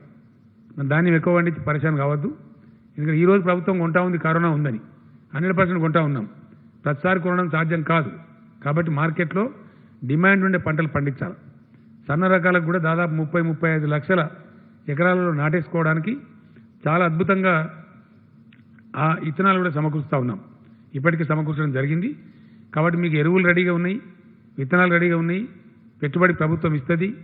ఇప్పుడు కూడా ఆల్రెడీ ఒక 2,500 కోట్లు రైతులకు జమ అయినాయి. మిగతా డబ్బులను కూడా ఇమీడియట్గా ఇచ్చేస్తూ ఉన్నారు. దాన్ని కూడా మాట్లాడుతూ ఉన్నారు ఈ పనికి మాలినటువంటి రాజకీయ నాయకులు. పైసలు తొందరగా పోతలేవు, జ్ఞాపకం ఉండాలా. నేనే చెప్పిన కదా లాస్ట్ మీటింగ్లో, లాస్ట్ ప్రెస్ కాన్ఫరెన్స్లో నేనే చెప్పిన, రైతులు కూడా మీరు అనవసరం పరిశాన్ కావద్దు. ప్రభుత్వం కొనాలి, కొన్న తర్వాత చిన్న ప్రాసెస్ ఉంటుంది. ఏమైందంటే మిల్లుకు పోతుంది, మిల్లుకు పోయి అక్కడ అకౌంట్ ఫర్ అవుతుంది. అది రాగానే సివిల్ సప్లైస్ కార్పొరేషన్ ఇన్ఫర్మేషన్ వస్తుంది, బంచులుగా రాగానే ఇమీడియట్గా డబ్బులు వేసేస్తుంది. ఆ కన్ఫర్మిటీ మిల్లువంతం రావాలి. కాబట్టి మళ్ళీ మధ్యలో హేరాపేరు జరగదు. కాబట్టి రైతుకు ఆ డబ్బులు వేసేస్తారు, ఆటోమేటిక్గా పోతూ ఉంటాయి. అవి పోతున్నాయి. మే నెలంతా కూడా వస్తూనే ఉంటాయి అని చెప్పిన నేను. రైతులకు లేదు ఎగిరితం కానీ కాంగ్రెస్ పార్టీలోకి ఉన్నది. ఎంత సిగ్గుమాలితనంగా మాట్లాడు. రైతులకు డబ్బులు పోతలేవు, ఎక్కడ పోతలేవు చూపిస్తారా? మాట్లాడదామా? నేనే వస్తాయి, ఎవరికి వస్తారో చెప్దాం. 4 రోజులకు 5 రోజులకు వస్తాయని రైతులు చెప్తున్నారు. లేనిపోని ఇంకోటి బాధ కలిగేది ఏంటంటే ఏ అంశం ఎత్తుకోవాలన్నా కూడా తెలియలేదు వీళ్ళకు. నాదాని దుష్మని నేను చెప్పిన ఇంతకుముందు. ద బిగ్గెస్ట్ ప్రాబ్లం, చాలా మాకు పెద్ద సమస్య అయితే ఉంది. తెలివి ఉండాలా. ఇంత మంచిగా, ఇంత పాజిటివ్గా 100% ధాన్యం కొనే ప్రభుత్వం ఒకటే ఒక ప్రభుత్వం ఇండియాలో ఉంటే దాన్ని అప్రిషియేట్ చేయాల్సింది పోయి, దాన్ని గొప్పగా చెప్పాల్సింది పోయి, దానిలో మేమేదో ఇత్తులు కత్తకాయలు. నేను ఇంకో మాట చెప్తున్నాను, మేము ధైర్యంగా చెప్తాం. ఏం చెప్పినా ఎవడన్నా మంచి రైతు, నికాలస్ రైతు తాళ అమ్ముతాడండి? తాళ అమ్ముతారా ఎవడన్నా రైతు? అమ్మచ్చునా? నేను కూడా రైతే, మనకు రైతులకు ధర్మం అది. తాళ అమ్మి డబ్బులు ఇవ్వని ఎవడన్నా తెలివిన రైతు అమ్ముతాడా? అమ్మకూడదు. అది మనకు లత్తకూడదు, మంచిది కూడా కాదు. ఆ డబ్బు ధాన్యం ఎడిపోద్దండి, గవర్నమెంట్కి పోతుంది. అది మిల్లర్కి పోతే మళ్ళీ గవర్నమెంట్ తీసుకుంటుంది. అది అక్కడ ఏముంది? నిబంధన ఉంది. నువ్వు క్వింటాల్ వడ్లు తీసుకుంటే 67 కిలోల బియ్యం జోకాల, 67.5 68 ఉంది జోకాల. పార్బాయిల్డ్ అయితే 68, రా అయితే 67 కిలోలు జోకాల. మరి వాడు తాళ్ళు తీసుకుంటే ఏం జోకాల? అది చిన్న వ్యవహారం. లోకల్గా కూడా చిన్న లీడర్ చేయాల్సిన పని, చాలా స్మాల్. అక్కడ తెలుగు కల్లా ఆర్డీఓ ఉంటే, తెలుగు కల్లా ఎంఆర్ఓ ఉంటే వాళ్ళు పరిష్కారం చేసి ఏముంది అక్కడ? అటు మిల్లర్ ఎందుకు మునగాలి, రైతు ఎందుకు మునగాల? వాస్తవానికి ఏం చేయాలో ఫ్యాన్ పెట్టి తాళ్ళు తీసేయి, ఎగబోయి తుర్పార బట్టి ఇచ్చేసి మనం అమ్మేది నికాలస్ ధాన్యం అమ్ముతాం. కానీ మనం తాళ అమ్మి పైసలు అడతామా? అంత దరిద్రంగా ఉంటామా? రైతులం ఉండరు. రైతులకు దరిద్రంగా ఉండే ఆలోచన లేదు. ఈ దరిద్రులు పోయి చెప్తారు, అది ప్రాబ్లం. ఇంకా వాళ్ళ కాలం ఎట్లుందో ఇప్పుడు అట్లే ఉందనుకుంటున్నారు. వాళ్ళ టైంలో ఎట్లుందో ఇప్పుడు కూడా అట్లే ఉందనుకుని ఒక భ్రమలో పోయి నాన్ ఇష్యూ చేద్దామని తెలివి తక్కువ పనిచేస్తూ ఉన్నారు. బిల్కుల్ తెలివి తక్కువ. నేను సిగ్గుపడుతున్నా. అలా ఈ రాష్ట్రంలో ఉన్న రైతు ధాన్యం మీద ధర్నా చేస్తారంటే సిగ్గున్నాడు. సిగ్గు కూడా ఉండాలి, మనుషులు సిగ్గు కూడా పడాలా. ఇండియాలోనే ఎక్కడ లేదు కదా, ఎంటైర్ ఇండియాలో ఇలా కాంగ్రెస్ పార్టీ ధర్నా ఈ కాంగ్రెస్ పార్టీ పరిపాలించే రాష్ట్రంలో ఒక్క కాడ ఉంటుందా? ఒక్క దగ్గర బీజేపీ పరిపాలించే రాష్ట్రంలో ఒక్క కాడ ఉంటుందా? At least one single state. మరి మీరు ఏ ముఖం పెట్టుకొని ఇక్కడ మాట్లాడుతున్నారు? ఎట్లా మాట్లాడతారు? మేము రైతులు మీ కాలంలో కొన్నారా మీరు? పోని ఇవాళ దేశంలో ఎక్కడైనా కొంటుందా? నంబర్ 1. నంబర్ 2, మీ కాలంలో ఎప్పుడైనా కొన్నారా? కాంగ్రెస్ పార్టీ పరిపాలించలేదా ఈ రాష్ట్రాన్ని? ఎప్పుడైనా కొన్నారా 100% ధాన్యాన్ని? మీరు వాగ్దానం చేసి కొట్టలేదు ఇలా ఛత్తీస్గఢ్లో. సో ఇటువంటి పిచ్చి ప్రయత్నాలతో అనుకుంటే ఇప్పుడు ఏమవుతుంది? ఉచిత వినోదం పంచే బఫూన్ గాళ్ళు జోకర్లన్నీ అవుతున్నారు ప్రజలు 100%. ఏం మాట్లాడతామండి? ఇక ఇంకొకడేమో ప్రభుత్వం నిర్లక్ష్యం వల్ల పిడుగులు పడుతూనే ఉంటాడు. ఏమైనా మాట్లాడుతుంటే మన బుద్ధి జ్ఞానం కూడా ఉండాలా? ఇది ఉంటుందా ఎక్కడండి ప్రపంచంలో? గట్లుంటుందా? ఇంత పాజిటివ్ గవర్నమెంటు, ఇంత ఫార్మర్ ఫ్రెండ్లీ గవర్నమెంటు ఎక్కడైనా ఉన్నాయండి? ఇండియాలో రైతు బీమా ఉందా? ఎంటైర్ ఇండియాలో ఎక్కడైనా రైతు బీమా ఉందా? మొత్తం దేశంలో. సింపుల్ క్వశ్చన్, దానికి ఆన్సర్ చెప్పండి ముందు. రైతు బంధు, తెలంగాణలో ఇచ్చే రైతు బంధు ఎక్కడైనా ఉందా? 24 గంటలు పవర్ సప్లై ఉచిత కరెంట్ ఉందా? ఇవన్నీ బట్టియేనా? ఇవన్నీ ఉన్న రాష్ట్రంలో మీరు జోకర్గా లెక్క మాడితే మిమ్మల్ని బఫూన్ అనకపోతే ఏమంటారు? డెఫినెట్లీ 100% అంటాం. ఎందుకంటే మీ చిల్లర రాజకీయాలు ఇంకేమైనా చేయండి, వ్యవసాయ విధానంలో చేయకండి. మాకు కమిట్మెంట్ ఉంది. ఎస్, మేము గొర్రెలు పంపిణీ చేస్తామని చేసినాం. ఇలా 2.5 కోట్ల గొర్రెలు ఉన్నాయి తెలంగాణలో. మత్స్యకారులను పెంచుతామని చెప్పి పెంచినాం, వాళ్ళ ఆదాయం పెంచినాం పాజిటివ్లీ. ఏ ఊళ్ళో పోయి అడిగినా చెప్తారు. ఇలా 20 కిలోల చేపలు పట్టుకొని దుంకుతున్నారు మత్స్యకారులు. హ్యాపీగా ఇంకా పెంచుతాం వాళ్ళని. 100% మా లక్ష్యం. తెలంగాణ ఉద్యమ సమయంలో మేమే అనేక ఊళ్ళలో ఏడ్చినాం, మేమే కన్నీరు గార్చినాం. మహబూబ్నగర్లో నేను ఏడ్చిన అడిగడలు పోయి మేము బాధపడ్డాం. ఆ దుఃఖం మాకు తెలుసు. కాబట్టి తెలంగాణ పల్లెలు ఆర్థికంగా సౌష్ఠవం కావాలి. ఎట్ ఎనీ కాస్ట్ తెలంగాణ గ్రామీణ ఆర్థిక వ్యవస్థ పూర్తి స్థాయి పటిష్టం కావాలి. ఈరోజు పెన్షన్లు తీసుకునే తల్లులు కొంతమంది డొనేషన్లు ఇస్తున్నారు అక్కడక్కడ, మాకు మిగిలినాయి అని చెప్పి చాలా గొప్పగా ముందుకు వస్తున్నారు. ఎందువల్ల? వాళ్ళ దగ్గర ఉన్నాయి. మనమేమో కుంటలలో వాడి చెల్లెల వాడి చచ్చిపోయిన బిడ్డ కొడుకులు గోడలు పెట్టే బాధ లేక అని చెప్తున్నారు. ఇలా వాళ్ళ దగ్గర మిగులుతున్నాయి. వాళ్ళు ఇంకోళ్ళకి సాయం చేసే పరిస్థితులు ఉన్నారు. బిచ్చమెత్తుకునే పరిస్థితులు లేరు. పప్పో పులుసో తింటున్నారు. ఇటువంటి తెలంగాణలో మేము అరాకిరి పనులు చేస్తాం, పనికి మాలిన ధర్నాలు చేస్తాం. అది మీకే తెలివి తక్కువ. మిమ్మల్నే బఫులుగా చూస్తారు ప్రజల. మాకు పోయేదేం లేదు. మేము ఇప్పటికైనా బుద్ధి తెచ్చుకొని మానుకోండి పిచ్చి ప్రయత్నాలు. అసలు ఏ ఇష్యూ ఎత్తుకోవాలన్న తెలివి లేకుండా ప్రయత్నం చేసేటండి. నేను చెప్పిన అసెంబ్లీలో కూడా చెప్పిన, మీకు ఇష్యూ ఎత్తుకోవాల్సిన లేదరా భయ్, ప్రాబ్లం అయిపోయిందని చెప్పి. ఇది ఎత్తుకొని ఇప్పుడు ఉన్న పరపతి కూడా కొట్టుకోవడం, ఉన్న గౌరవాన్ని కూడా కొట్టుకోవడం. ప్రభుత్వానికి వ్యతిరేకంగా ధర్నా చేయాలని, ప్రొటెస్ట్ చేయాలని ఏమి ఇష్యూ ఎత్తుకోవాలో తెలివి ఉండాలి. ఇష్యూని సెలెక్ట్ చేసుకోవాలా. ఆ తెలివి కూడా లేకపోతే ఎట్లా? ఇంత చండాలంగా, ఇంత దరిద్రంగా. ఇవన్నీ నేను చెప్పే వాస్తవాలు కావా? ఈ వాస్తవాల మధ్య మేము అరాకిరి చేస్తాం, అది మీకే గౌరవం పోతుంది. ఇప్పటికైనా మానుకోమని నేను చెప్తా ఉన్నా. ఈ పిచ్చి పనులు చేసుకొని ఇంకింత అభాస్పాలు కావడం తప్పేం లేదు. ప్రభుత్వం ముందుకు పోతాం. దీని తర్వాత ఒక సమస్య వచ్చి పడేది మనకి ఇప్పుడు, అది కూడా అడ్రస్ చేయాలి. ఏం చేసినా మేము పర్ఫెక్ట్గా ధైర్యంగా చేస్తాం, ధైర్యంగా చెప్తాం. ఈ ఎక్సైజ్ సంబంధించినటువంటి వ్యవస్థ, ఈ పీడ ఏంటంటే చాలా కష్టపడ్డాం మేము. వాస్తవంగా చెప్పాలంటే 3 సంవత్సరాల నుంచి యుద్ధంలాగా చేసినాం. పోలీసులు, ఎక్సైజ్ డిపార్ట్మెంటు, జిల్లాల కలెక్టర్లు అందరం కలిసి కుటుంబాన్ని లేకుండా చేసినాం.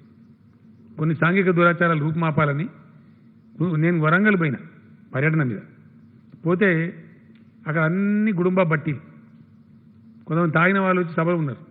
పగట్టవ బయటిలే. నేను లంబాడి తండలు కాదు సార్, వరంగల్ టౌన్లో కూడా ఆడబడి తండ దొరుకుతుంది. ఏం చేయాలంటే సారా పెట్టింది సార్, కనీసం దాగుతారు, చచ్చిపోకుండా ఉంటారు. ఈ యువతులంతా బిడోలు అయిపోతున్నారు అని చాలా బాధపడి నాకు మహిళలు చెప్పారు. నేను ఇక్కడికి వచ్చిన తర్వాత అందరినీ ఆలోచిస్తే వద్దు సారా వద్దు, చీప్ లిక్కర్ ఏదో అందుబాటులో తెస్తే కొంచెం తక్కువ ధరలో తెస్తే బాగుంటుంది, అది పోతుంది అని చెప్తే అప్పుడు తెచ్చి దాన్ని నిర్మూలన మొదలుపెట్టినాం. మళ్ళీ కలెక్టర్ల మీటింగ్ పెడితే కలెక్టర్ చెప్పినారు, సార్ కొంతమంది హ్యాబిచువల్ అంటే అలవాటు అయ్యి దాన్ని వృత్తిగా చేసుకొని బతికే వాళ్ళు ఉన్నారు, ప్రత్యామ్నాయ ఉపాధి ఇస్తే మేము బంద్ చేస్తామంటారని చెప్తే 3.5 సంవత్సరాలు వరుసగా సంవత్సరానికి 100, 200, 300 కోట్ల చొప్పున ఇచ్చి 800 నుంచి 1000 కోట్ల రూపాయలు ఖర్చు పెట్టాం. బికాజ్ నేనే స్వయంగా మానిటర్ చేస్తాను. ఇప్పుడు లేడు, ఆయన డెప్యుటేషన్లో పోయిండు.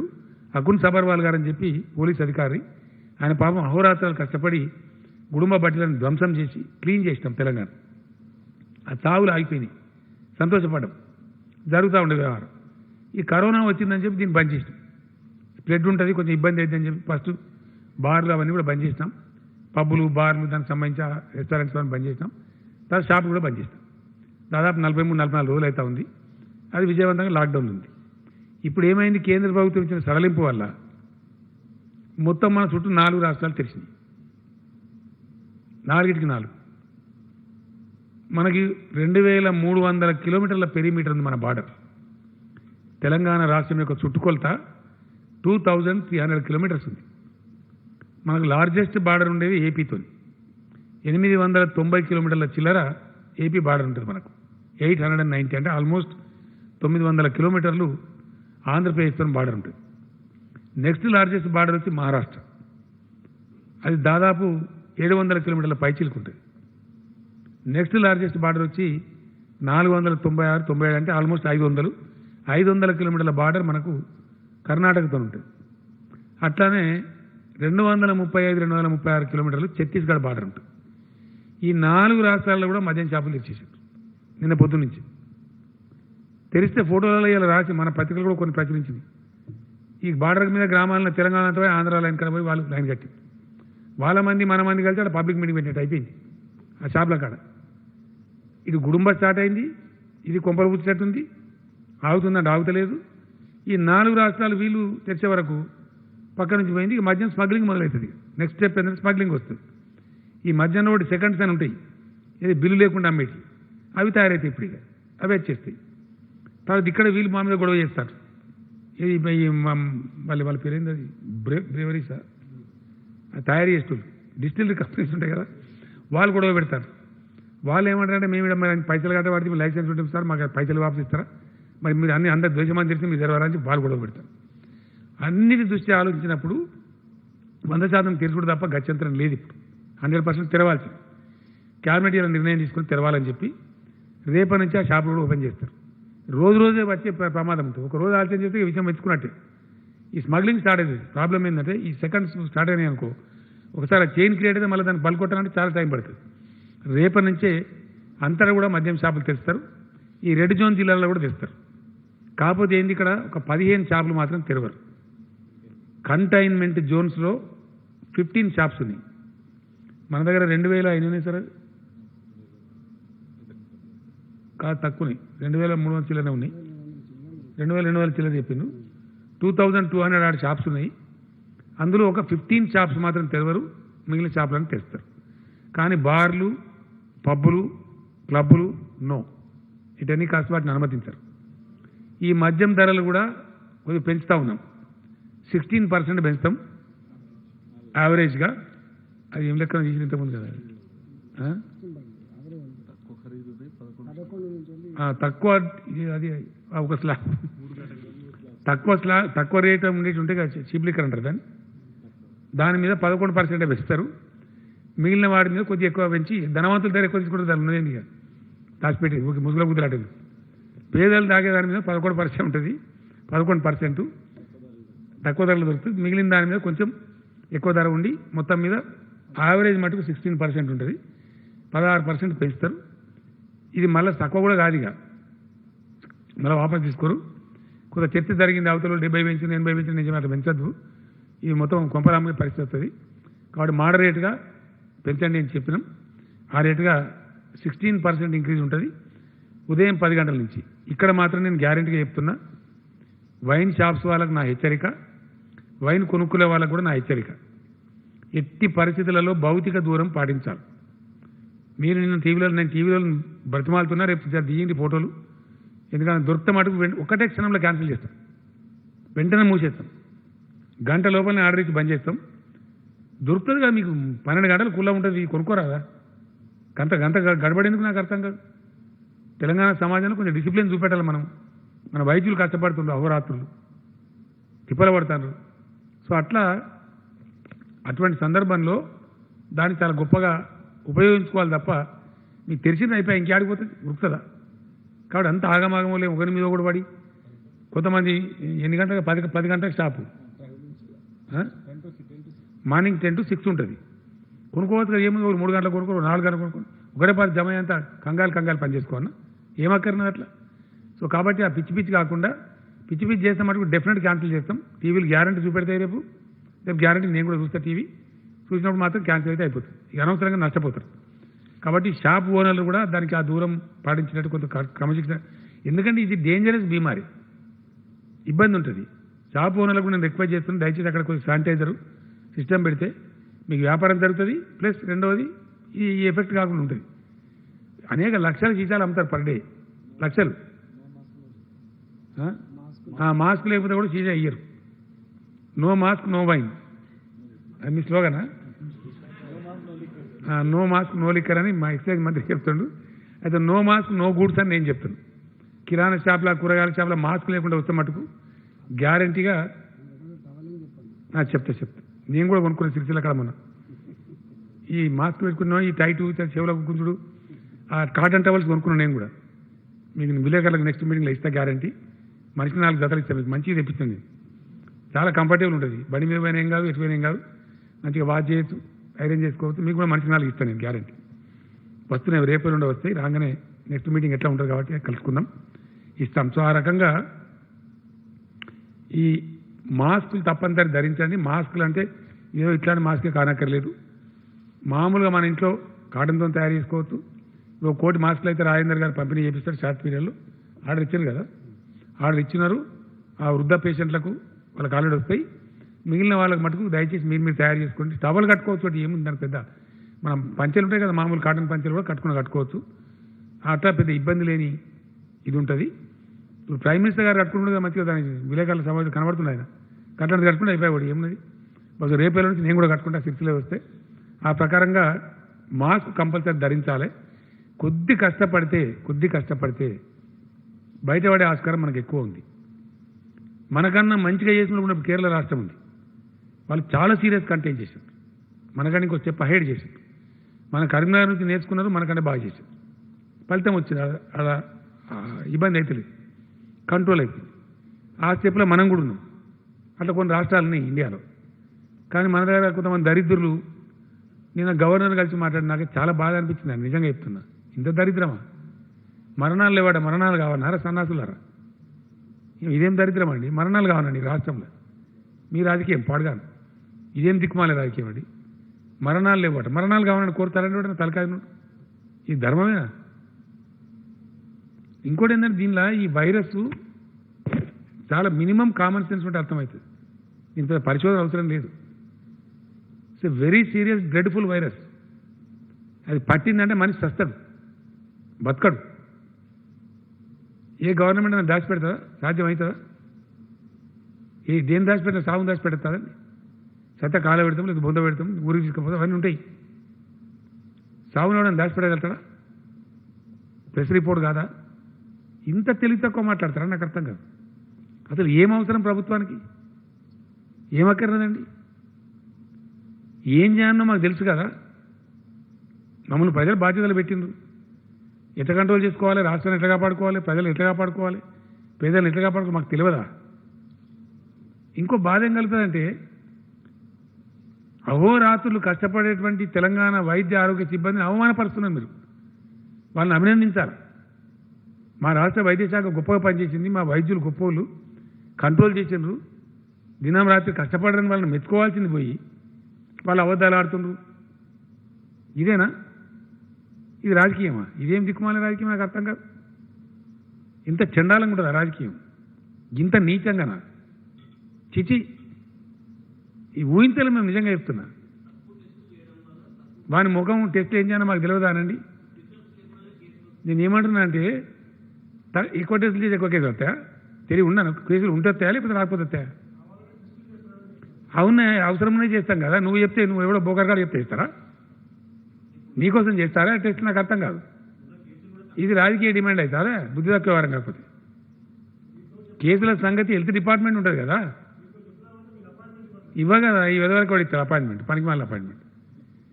ఏం పార్టీలు అండి అవి? నాకు అర్థం. ఆల్ పార్టీ అని చెప్పారు. చీఫ్ సెక్రటరీని కలుస్తాం మనం. ఏం ఆల్ పార్టీ? దాన్ని చూసాను నేను తెల్లారి ఫోటో. ఓడి ఇంటి పార్టీ ఓడి పక్కింటి పార్టీ ఓడి ఎదురింటి ఈ పార్టీలా ఓడు ఎత్తడు ఓడి తవ్వడు ఇంకోటి మోయడు ఒకరి డిపాజిట్ రాదు అవి పార్టీలు వాటి పరిగణలు తీసుకోవాలి మనకి మాలిన దందా పార్టీలేనానండి పార్టీలా ఉన్నాయా ప్రజలే తీసుకుంటలేదు సీరియస్గా మేమే తీసుకోవాలి నాకు అర్థం కాదు ఈయన వచ్చి గప్పాలు కొట్టుకుంటూ కూర్చుంటారు ఇంత సిగ్గుమాలని ముచ్చట్నండి ఏదైనా మీనింగ్ఫుల్గా మాట్లాడితే మీనింగ్ఫుల్ అపోజిషన్ ఉంటేమో టైం ఇస్తారు ఇంత ఇంత ఇంత దర్టీగా ఇంత దరిద్రంగా మాట్లాడడానికి ఎవరు టైం ఇస్తారండి it's waste of time talking to these fellows definitely నేను ఓపెన్గా చెప్తాను కదా నేను చెప్పే లైవ్ పోతుంది కదా ప్రజలు చూస్తారు కదా నా తప్పుడు నాకు శిక్ష విధించారా ప్రజలు 100% ఇట్లా ప్రవర్తిస్తారండి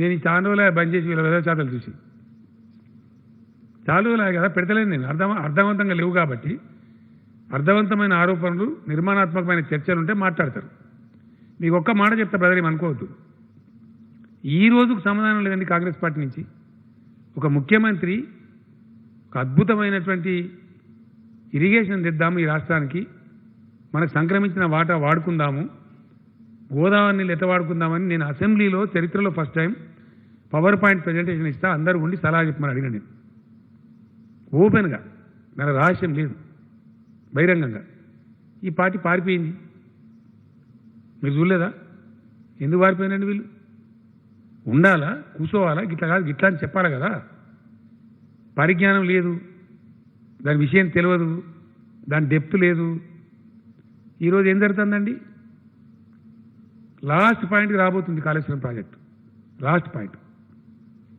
మన చరిత్రలో చూసినామా మన రాష్ట్రంలో ఎస్ఆర్ఎస్పి ప్రాజెక్టు పుట్టిన కాడి నుంచి 6 మాసాలు తడి ఆరకుండా పారింది కాకతీయ కాలువ ఫస్ట్ టైం చరిత్రలో బట్ ఫర్ కాళేశ్వరం కాదా మనం చూడలేదా ఇలా ఎక్కడ చూసినా ఈ గ్రామాలలో బంగారం పంటల ధాన్యం రాసులు లేవా కొంటలేమా ఇప్పటికే 30 లక్షలు కొన్నాం ఆల్రెడీ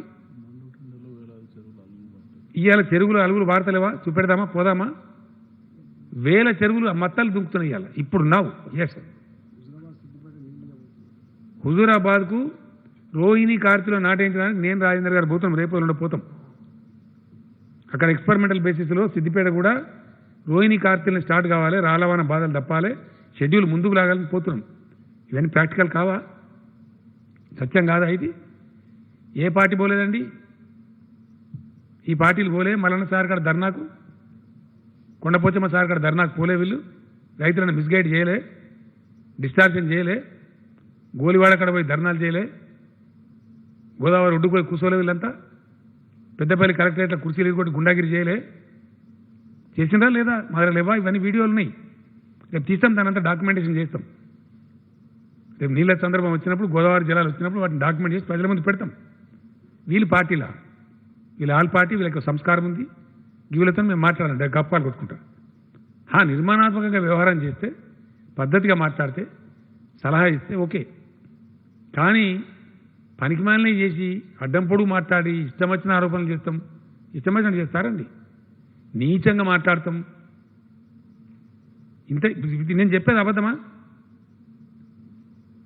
ఎంత గలీజ్ మాట్లాడతారండి నాకు అర్థం కాదు మేము బాధాప్తా ఎన్నికలు పోయిన 7 నెలల మా కాలాన్ని రద్దు చేసుకుని శాసనసభ రద్దు చేసి 3/4 మెజార్టీతో గెలిచినాం ఈవీఎంలు గోల్మాల్ చేసిన మాట్లాడతారు మరి తర్వాత అన్ని వరుసబట్టి బ్యాలెటే మున్సిపల్ ఎన్నికలు జడ్పీ ఎన్నికలు ప్రతి ఒక్కటి బ్యాలెటే కోఆపరేటివ్ ఎన్నికలు అక్కడ ఎందుకు ఓడిపోతుంది 32 జిల్లా పరిషత్ ఒక్కటి రావద్దా మీ ముఖానికి ఒక్కటి మిమ్మల్ని ప్రజలు తిరస్కరిస్తాను కానీ ఏం సంస్కరించుకోవానో ఏం బుద్ధి తెచ్చుకోవానో ఆలోచించుకోకుండా అదే మేము ఇక అడ్డం పొడుగు మాట్లాడతామంటే గిదే గతి మీకు అవుతుంది డెఫినెట్గా తెలంగాణ లాంటి రాష్ట్రంలో రైతుల సమస్య ఉంటుందని నాకు అర్థం కాదు కానీ అద్భుతంగా పెట్టుబడి ఇస్తాంటిమి అద్భుతంగా రుణమాఫీ ఇస్తాంటిమి అద్భుతంగా కరెంట్ ఇస్తాంటిమి అద్భుతంగా వాళ్ళు కొన్న పంటలు కొంటాంటిమి ఉన్నదా ఇండియాలో ఇటువంటి స్టేట్ ఎక్కడన్నా చూపెడతారా నేను పెడితే విమానం ఖర్చు స్పెషల్ ఫ్లైట్ పెడతాం తొలకపోతారా దీనికి సమాధానం రాదు ఏమో మాట్లాడాలి సొల్లు పురాణం ఇష్టం వచ్చినట్టు ఇట్లుంటుందా పట్టించుకుంటామా మేము థ్యాంక్ యూ ఒక్కలే బాబు 2-3 క్వశ్చన్ ఒక్కలు పోయి అన్నీ నడుస్తాయి బ్రదర్. 50% ఫ్రమ్ హోమ్, మిగతా అంతా చాలా అయిపోతుంది. ఆయనకు వచ్చాను అయిపోద్దా? ఆయన అర్థం కాలేదు బ్రదర్. ఆయన మాట్లాడినవా?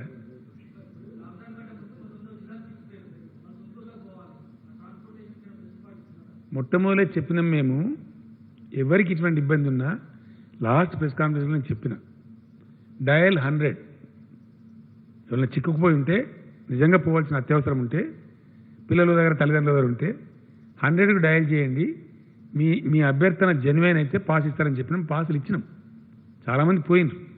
ఇప్పుడు కూడా దీని పేరుతో ప్రజలను శిక్ష పెట్టాం కదా. ఎవరికి అత్యవసరం ఉన్నా 100కు డయల్ చేయండి, తప్పకుండా దాన్ని మీకు పాసులు ఇస్తారు, మిమ్మల్ని పంపిస్తారు.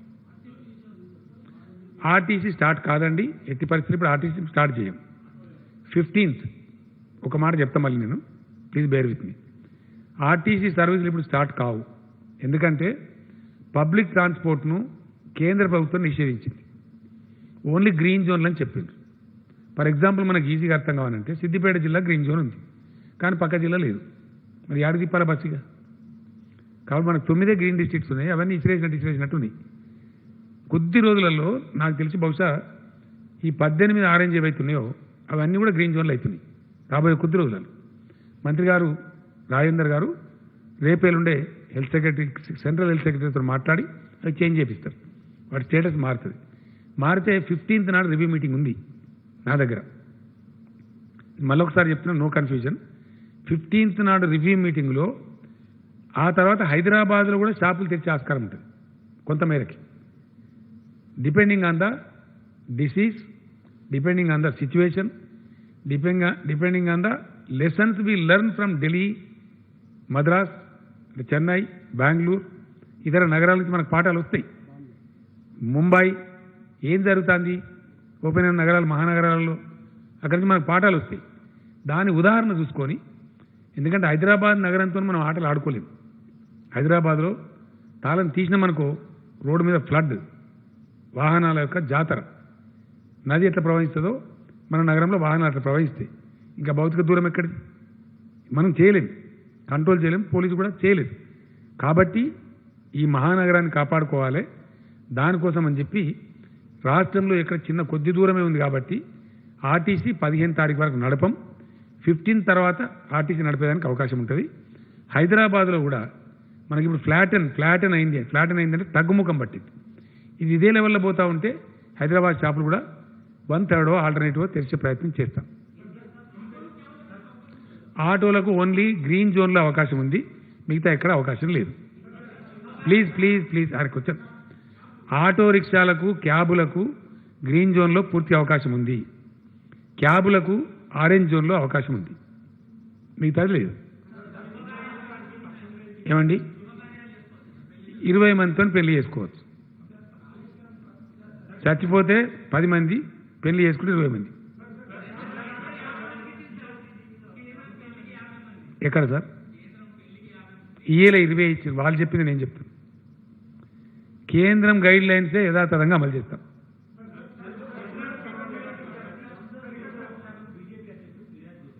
ఏందండి వాళ్ళ గురించి నేను మాట్లాడనండి. No comments please.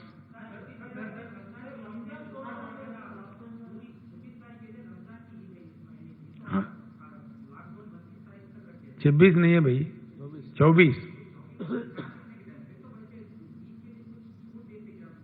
नहीं देते, इस समय नहीं दे रहे. खरीदी तो बिल्कुल, गले तो मिलना नहीं चाहिए ना. शेक हैंड भी नहीं देना चाहिए, गले भी नहीं मिलना चाहिए, ईदगाह पे नहीं जाना चाहिए, तराबियां भी घर में पढ़ना चाहिए. मैं माफी चाहता हूं हमारे मुसलमान भाइयों से या किसी भाई से भी. No religious congregations are allowed. No political meetings are allowed. No rallies will be allowed.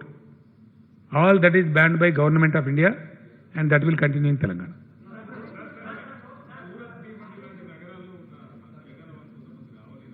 ఎక్కడి నుంచి బ్రదర్?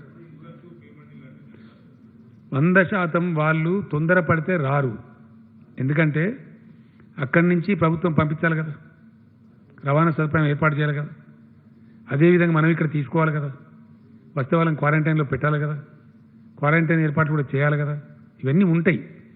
రావాలంటే ఏదో మామూలు టైం కాదు ఇది. సపోజ్ ఇప్పుడు దుబాయ్ నుంచి మన వాళ్ళు వస్తారు, కేంద్ర ప్రభుత్వం చాలా కఠిన నిబంధనలు పెట్టింది. ఏం పెట్టింది? విమానం టికెట్ వచ్చేవాడే పెట్టుకోవాలా,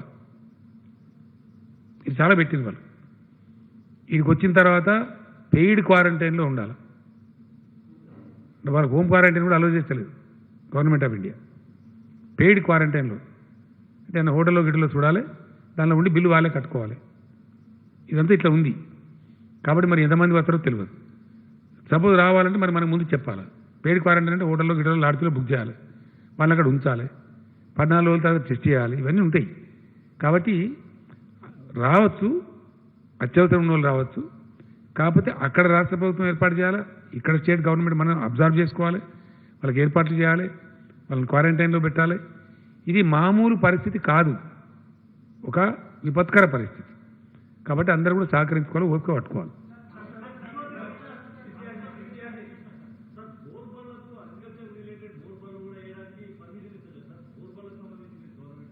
నాకు తెలిసి బోర్లు వేసే అవసరమే ఉండకపోవచ్చు. ఎక్కడ ఉంటే స్పెషల్ ఉంటే చెప్పండి, చేపిద్దాం.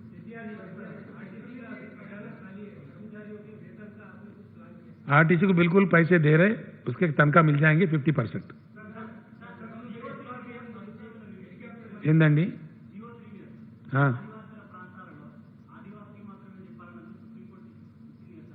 ఏంది ఆదివాసీలు? సుప్రీంకోర్టు జడ్జిమెంట్ కదా మీరు చెప్పేది, అది పాత చట్టం కొత్తదేం లేదు. మేము సుప్రీంకోర్టులో రివిజన్ పిటిషన్ వేస్తా ఉన్నాం, డెఫినెట్గా దాన్ని ఫైట్ చేస్తాం.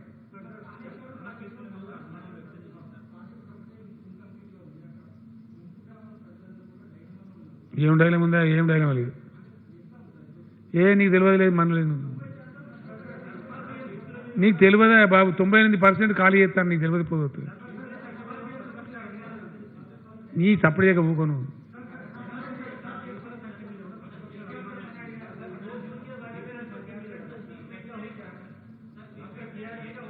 ఏక్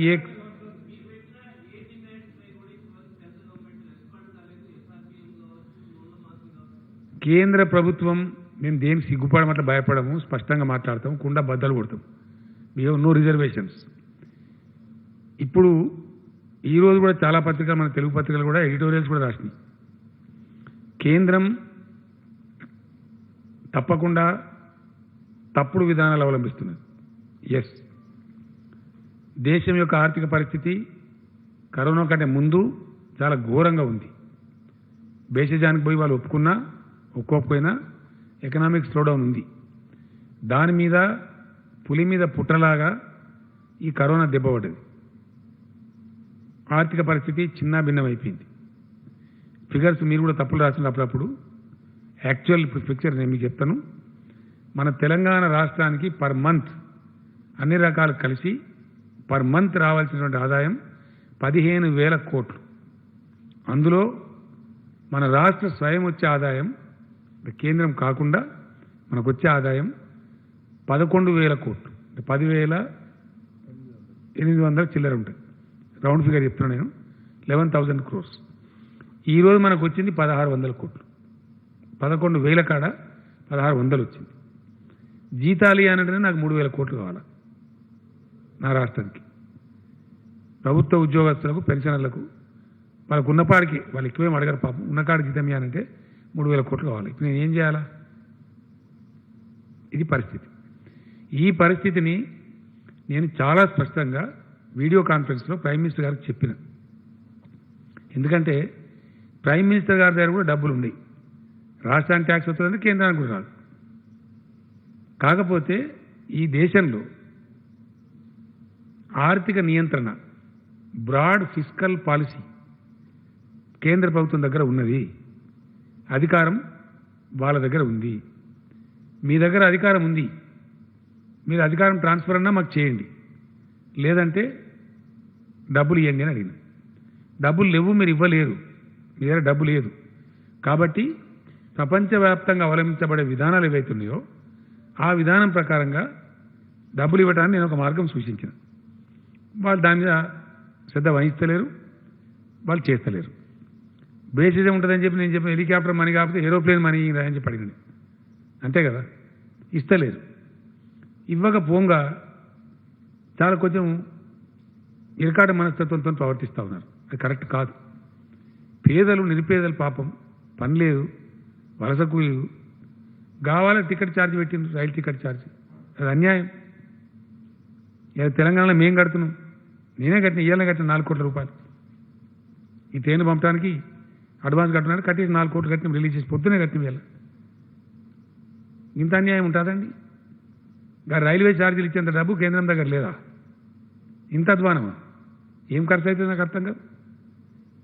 ఎంత అధ్వానం అంటే సిగ్గుపోతుంది. నేను ఆయనకు మాట్లాడిన, ఆయన పేరు మన సౌత్ సెంట్రల్ పీయూష్ గోయల్, సరే పొద్దున మాట్లాడాను. గజానన్ మాల్యాను ఆయన సౌత్ సెంట్రల్ రైల్వే జనరల్. ఎంత టికెట్ ఏం సంగతి అంటే రిజర్వేషన్ 30 రూపాయలు అట, 20 రూపాయలు రిజర్వేషన్. స్పెషల్ ట్రైన్ వేసినందుకు 30 రూపాయలు. నేను ఏం దిక్కుమాలని ఛార్జ్ అయ్యాను. నువ్వు కన్సిడర్ ఏం మెడిసిన్ నాకు అర్థం కాదు. ఇదే తందు దొరికిన అదే వసూలు చేస్తాను, నాకు అర్థం కాదు. Reservation charge 20 rupees, special train అనేది 30 రూపాయలు. ఇది ఏం పద్ధతి?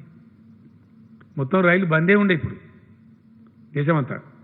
చెప్పిన కూడా నేను హోమ్ మినిస్టర్ గారికి చెప్పిన స్వయంగా, ఏం పైన ఒక 1000 రైలు నడుపుకుంటే ఎందుకు చెడ్డ తీసుకున్నాను కూడా చెప్పిన. మరి వాళ్ళ ఆలోచన ఏందో ప్రజలకు మరి వాళ్ళు ఏం సమాధానం చెప్పుకుంటారు కానీ చూడాలి. మరి ఇంత ఇది మంచి పద్ధతి కాదు. ఎందుకంటే బెల్లం కొట్టిన రౌతులు ఉంటుండ్రు. అన్ని రాష్ట్రాలు అడిగిన ఒక తెలంగాణ కాదు కదా, ఇది మొత్తం దేశం సమస్య. రేపు కంపల్సరీ ఏం మాట ఉలుకు లేదు, పలుకు లేదు, అరి లేదు, శివలేదు. ఈ పద్ధతి అయితే కాదు. మేము కేంద్ర ప్రభుత్వం నుంచి ఆశించేది ఇది కాదు. ఏదో తమాషా మాటలు మాట్లాడతాం, ఏదో అంటే అట్లా నడవదు కథ. చాలా పెద్ద మూల్యం వేయాల్సి వస్తుంది. దేశం చాలా ఘోరమైన దెబ్బతింటుంది. ఇప్పటికే కొన్ని నెలల పాటు ఇంకా ఒక తప్పదు. 100% ప్రపంచవ్యాప్తంగా ఆర్థిక నిపుణులు చెప్తున్నారు. ఇప్పుడు మనమే అనుకుందాం 15,000 అయితే కదా 1600 వచ్చింది, ఈ ఘాట ఊకుంటుంది. ఇది 4 నెలలు కొడుతుంది, 5 నెలలు కొడుతుంది. మనకు ఎట్లా మేకప్ చేసుకోవాలా? సో అట్లా ముందే దెబ్బ పడ్డదంటే కదలకుండా ఉల్కకుండా మెలకకుండా ఉంటే నడుస్తుందా దేశం? దేశ బాధ్యతలు ఉన్న దేశ బాధ్యత ప్రకారం ప్రవర్తించాలా, చెప్పాలి. ఇంకోటి ఏంటంటే బాధాకరమైన విషయం ఏంటంటే, దయచేసి మీరు రాయాలి, చాలా బాధాకర విషయం ఇది. మా రాహుల్ రాయాలి నేషనల్ న్యూస్లో ఇది. Please, I request you. See, the point here is what I demanded the Honorable Prime Minister in the video conference.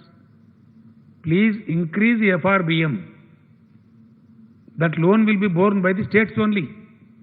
Center has to bear nothing. And another thing,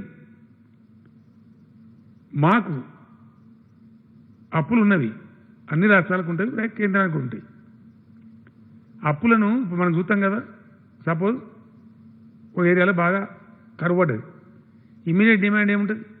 loans అని రీషెడ్యూల్ చేయండి, loans అని కట్టలేని పరిస్థితి కాబట్టి reschedule చేయండి అని చెప్తారు, reschedule చేస్తారు. అది న్యాచురల్గా జరిగే ప్రాసెస్. నేను అదే అడిగిన ప్రైమ్ మినిస్టర్ గారిని, రాష్ట్రాలు చెల్లించాల్సినటువంటి అప్పులు ఏవైతున్నాయో, whether they are FRBM loans or any other loans, దాని డిఫర్మెంట్ ఇవ్వండి. చిన్న పని కదా, ఎందుకు చేస్తారు కేంద్రం? I'm surprise really. కేంద్రం మీద వచ్చే బర్డెన్ ఏంది? What is this policy? We are not able to understand. Very sorry for the attitude of the government of India. I really feel sorry. మా నిరసన కూడా వ్యక్తం చేస్తాం. చూస్తాం, కొంత సమయం చూస్తాం. మరి వాళ్ళకి ఏమైనా పాలసీ ఉందా, మంచిగా చెడ్డ వెయిట్ చేస్తున్నాం. అటువంటి సందర్భం వచ్చినా డెఫినెట్గా చాలా తీవ్రంగా ప్రతిస్పందిస్తాం. జరగాలి కదా. మరి కడుపు లేనివాడు ఏం చేస్తాడు? జరగకుండా ఉంటే ఏం చేస్తారు? మీరు ఇవ్వండి, లేదు మాకు అధికారాలు ఇవ్వండి, మేము తెచ్చుకుంటాం, మేము మాట్లాడుకుంటాం, మేము అధికారం వదిలిపెట్టాం, మా దగ్గర పెట్టుకుంటాం అంటే కరెక్ట్ కాదు. ఈరోజు ఇంకోటి కూడా మేము క్యాబినెట్లో డిస్కస్ చేసినాం. ఒక పవర్ బిల్ తెస్తా ఉన్నారు. ERCలను అపాయింట్ చేసే అధికారం మనకుంది. ఇప్పుడు దాన్ని తీసేస్తారట, సెంట్రల్ గవర్నమెంట్ అపాయింట్ చేస్తారు. ఇదేమని న్యాయమండి? ఇంతకుముందున్న కాంగ్రెస్ ప్రభుత్వం కంకరెంట్ లిస్ట్, అంటే రాష్ట్రాలకు కేంద్రానికి మధ్యలో ఉండేటువంటి కంకరెంట్ లిస్టులో ఉన్నాయన్నీ తీసి మొత్తం సెంట్రల్ పవర్స్లో పెట్టి పడేసారు. వాళ్ళు ఒక్కాకంటే వీళ్ళు 2 ఆకులాగా ఉన్నారు. మొత్తం సెంట్రలైజ్ చేస్తారు వీళ్ళు కూడా, BJP government, which is not correct. ఇది ఫెడరల్ స్ఫూర్తికి విఘాతం 100%. As states, we will cry. Whatever the government is there, we will shout. It is our right. ఎందుకంటే ఈ పద్ధతి కాదు. ఎలక్ట్రిసిటీ బిల్ ఏదైతే కేంద్రం తెస్తా ఉందో మేము చాలా స్ట్రాంగ్గా అపోజ్ చేయబోతాం. రేపు పార్లమెంట్లో కూడా భూమి ఆకాశంతో ఒకటి చేస్తాం. అది పాస్ కానీ ఆ బిల్లు అది డ్రాకోనియన్ బిల్, కంప్లీట్ ఫెడరల్ స్ఫూర్తికి విఘాతం, రాష్ట్రాల హక్కులను హరించేది. ఇంకా తమాషా ఎట్లుంటే తెలుసా, మీరు డైరెక్ట్ ఇప్పుడు సపోజ్ మన దగ్గర 24 hours పవర్ ఇస్తున్నారు రైతులకు, రేపు వాళ్ళు చెప్పినట్టు ఇవ్వాలి. ఇప్పుడు ఏమవుతుంది ఇది, దీనిలో అల్టిమేట్గా డిస్ట్రిబ్యూషన్ అంతా కూడా ప్రైవేట్కి అప్పచెప్పే వ్యవస్థ జరుగుతుంది. ఇది ముక్కు పిండి వసూలు చేస్తారు. సబ్సిడీ ఇయ్యద్దట, ఇస్తే డీబీటీ. ఇది పెద్ద గందరగోళం. సపోజ్ మనం 24 hours ఇస్తున్నాం, లేదు 14 గంటలు ఇవ్వాలి అంటే మన రైతుల కరెంట్ కట్ చేస్తారా? లేదు వ్యవసాయానికి ఛార్జీ పెట్టాలి, పెడతారా? అచ్చా ఖచ్చితంగా మీటర్లు పెట్టాలన్నట్టు, 100% మీటర్స్ పెట్టాలి. ఏ దీని పాలసీ ప్రకారం మీటర్లు పెట్టి ముక్కు పిండి వసూలు చేయాలి. ప్లస్ ఇచ్చుకున్నట్టు సబ్సిడీ డైరెక్ట్ రైతుకి ఇచ్చుకో. ఇది ఇంత పెద్ద ఏమో ముఖ్యాన్ని ఇట్లా చూపించినట్టు. అవన్నీ కూడా ఎస్సీ ఎస్టీల సబ్సిడీ ఉంటుందా, తీసేస్తారా, ఏమవుతుంది? It's big question. కాబట్టి దాని ఎట్టి పరిస్థితులు ఒప్పుకోము. ఇది రాష్ట్రాల హక్కులను అధికారాలను హరించడమే.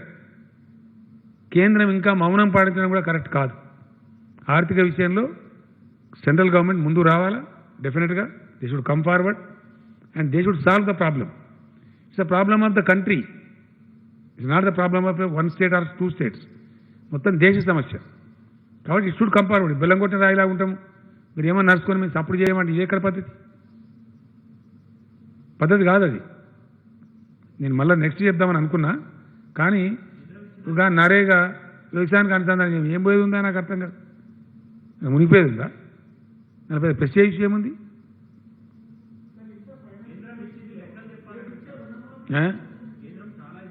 ఏ మన్నీయలే, రూపాయి కూడా ఇవ్వలే, అడిచింది. ఇచ్చింది కనబడతలేదు అనే నాకు అర్థం కాదు. నిన్నగాక మొన్న మన రాష్ట్రం మన డెట్ సర్వీస్లో 2,500 కోట్లు ముక్కుపిండి వసూలు చేసిండ్రు. ఆర్బీఐ కట్ చేస్తుంది తెలుసా మీకు? నిన్నగాక మొన్న ఇంత కరువులో ఇంత కిల్లతలో ఉన్నాం, డిఫర్మెంట్ ఏమని అడిగితే ఇయ్యలేదు. 2,500 మా బాకీ కట్ చేసిండ్రు ఆర్బీఐ. ఇదేం పద్ధతి నాకు అర్థం కాదు, బాగాలేదు. ఇంకా చూస్తాం 4 రోజులు ఎక్స్పెక్ట్ చేస్తాం, కొద్దిగా వెయిట్ చేస్తాం. ఒక లిమిట్ దాటిన తర్వాత తప్పకుండా దానికి తగిన కార్యాచరణ తీసుకుంటాం.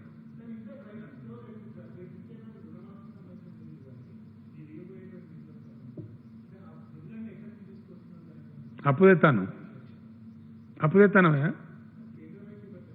తెస్తాను అంటున్నా,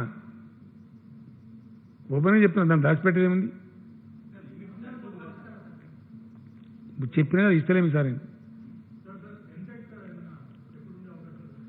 రీషెడ్యూల్ అయితే రాహుల్, ఇప్పుడు ఈ ఎస్ఎస్సీతో ఒకటి డిసైడ్ అయితే వన్స్ కోర్టు పర్మిషన్ ఇచ్చేస్తే దాని సీక్వెన్స్లో మొత్తం సిలబస్ ఫ్రేమ్ అంతా వర్క్ చేస్తాం. ఏం కావాలని చెప్పగలిగిపోతుంది మీరు? నాకేమైనా కలబడుతుందా? కాదా, మాకు ఫలాన్ని కావాలంటే నేను చేస్తారు, కానీ మీరు ఏం చెప్పకపోతే నేనేం చేయాలి? మీరు అల్లం నారాయణ గారికి చెప్పుండి అని ఉంటే చెప్తే సాల్వ్ చేసి ప్రయత్నం చేద్దాం. ఇష్యూ ఉంటే నేను ఏమంటున్నా అంటే, మీకు ప్రాబ్లం మీ పత్రికలు ఇస్తలేరా? ఎందుకు ఇయ్యారు? గమ్మతున్నది. మీ యాజమాన్యాలు ఇవ్వాలి కదండి. ఎట్లా కట్ చేస్తారా నాకు అర్థం కాదు. చేసిండ్రా? ఇప్పుడు చాలా దుర్మార్గం దరఖాస్తు చేయండి. నేను సీరియస్గా చెప్తున్నాను, ఐఎమ్ నాట్ జోకింగ్. ఒక అప్లికేషన్ ఇవ్వండి, దాని మీద చర్య తీసుకున్నా గ్యారంటీగా. ఇంత అన్యాయం ఉంటుందా? మునిగిపోయినరా?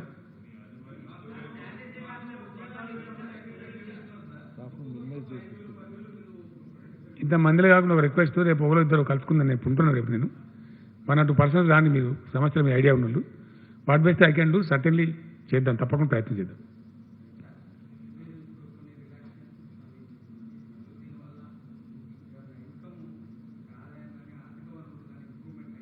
కొంచెం అవుతుంది, గొప్పగా కాకపోవచ్చు, ఎగ్దమ్ టేకాఫ్ రాదు, కానీ కొంత అయ్యే అవకాశం అయితే ఉంటుంది.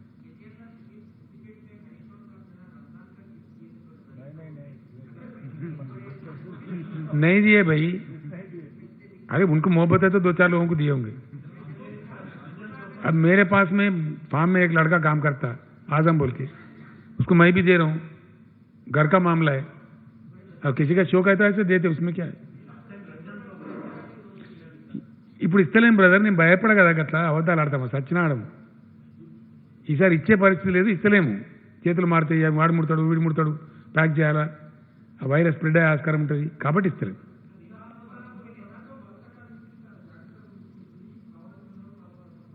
ఎవరు చూసుకుంటుండ్రు?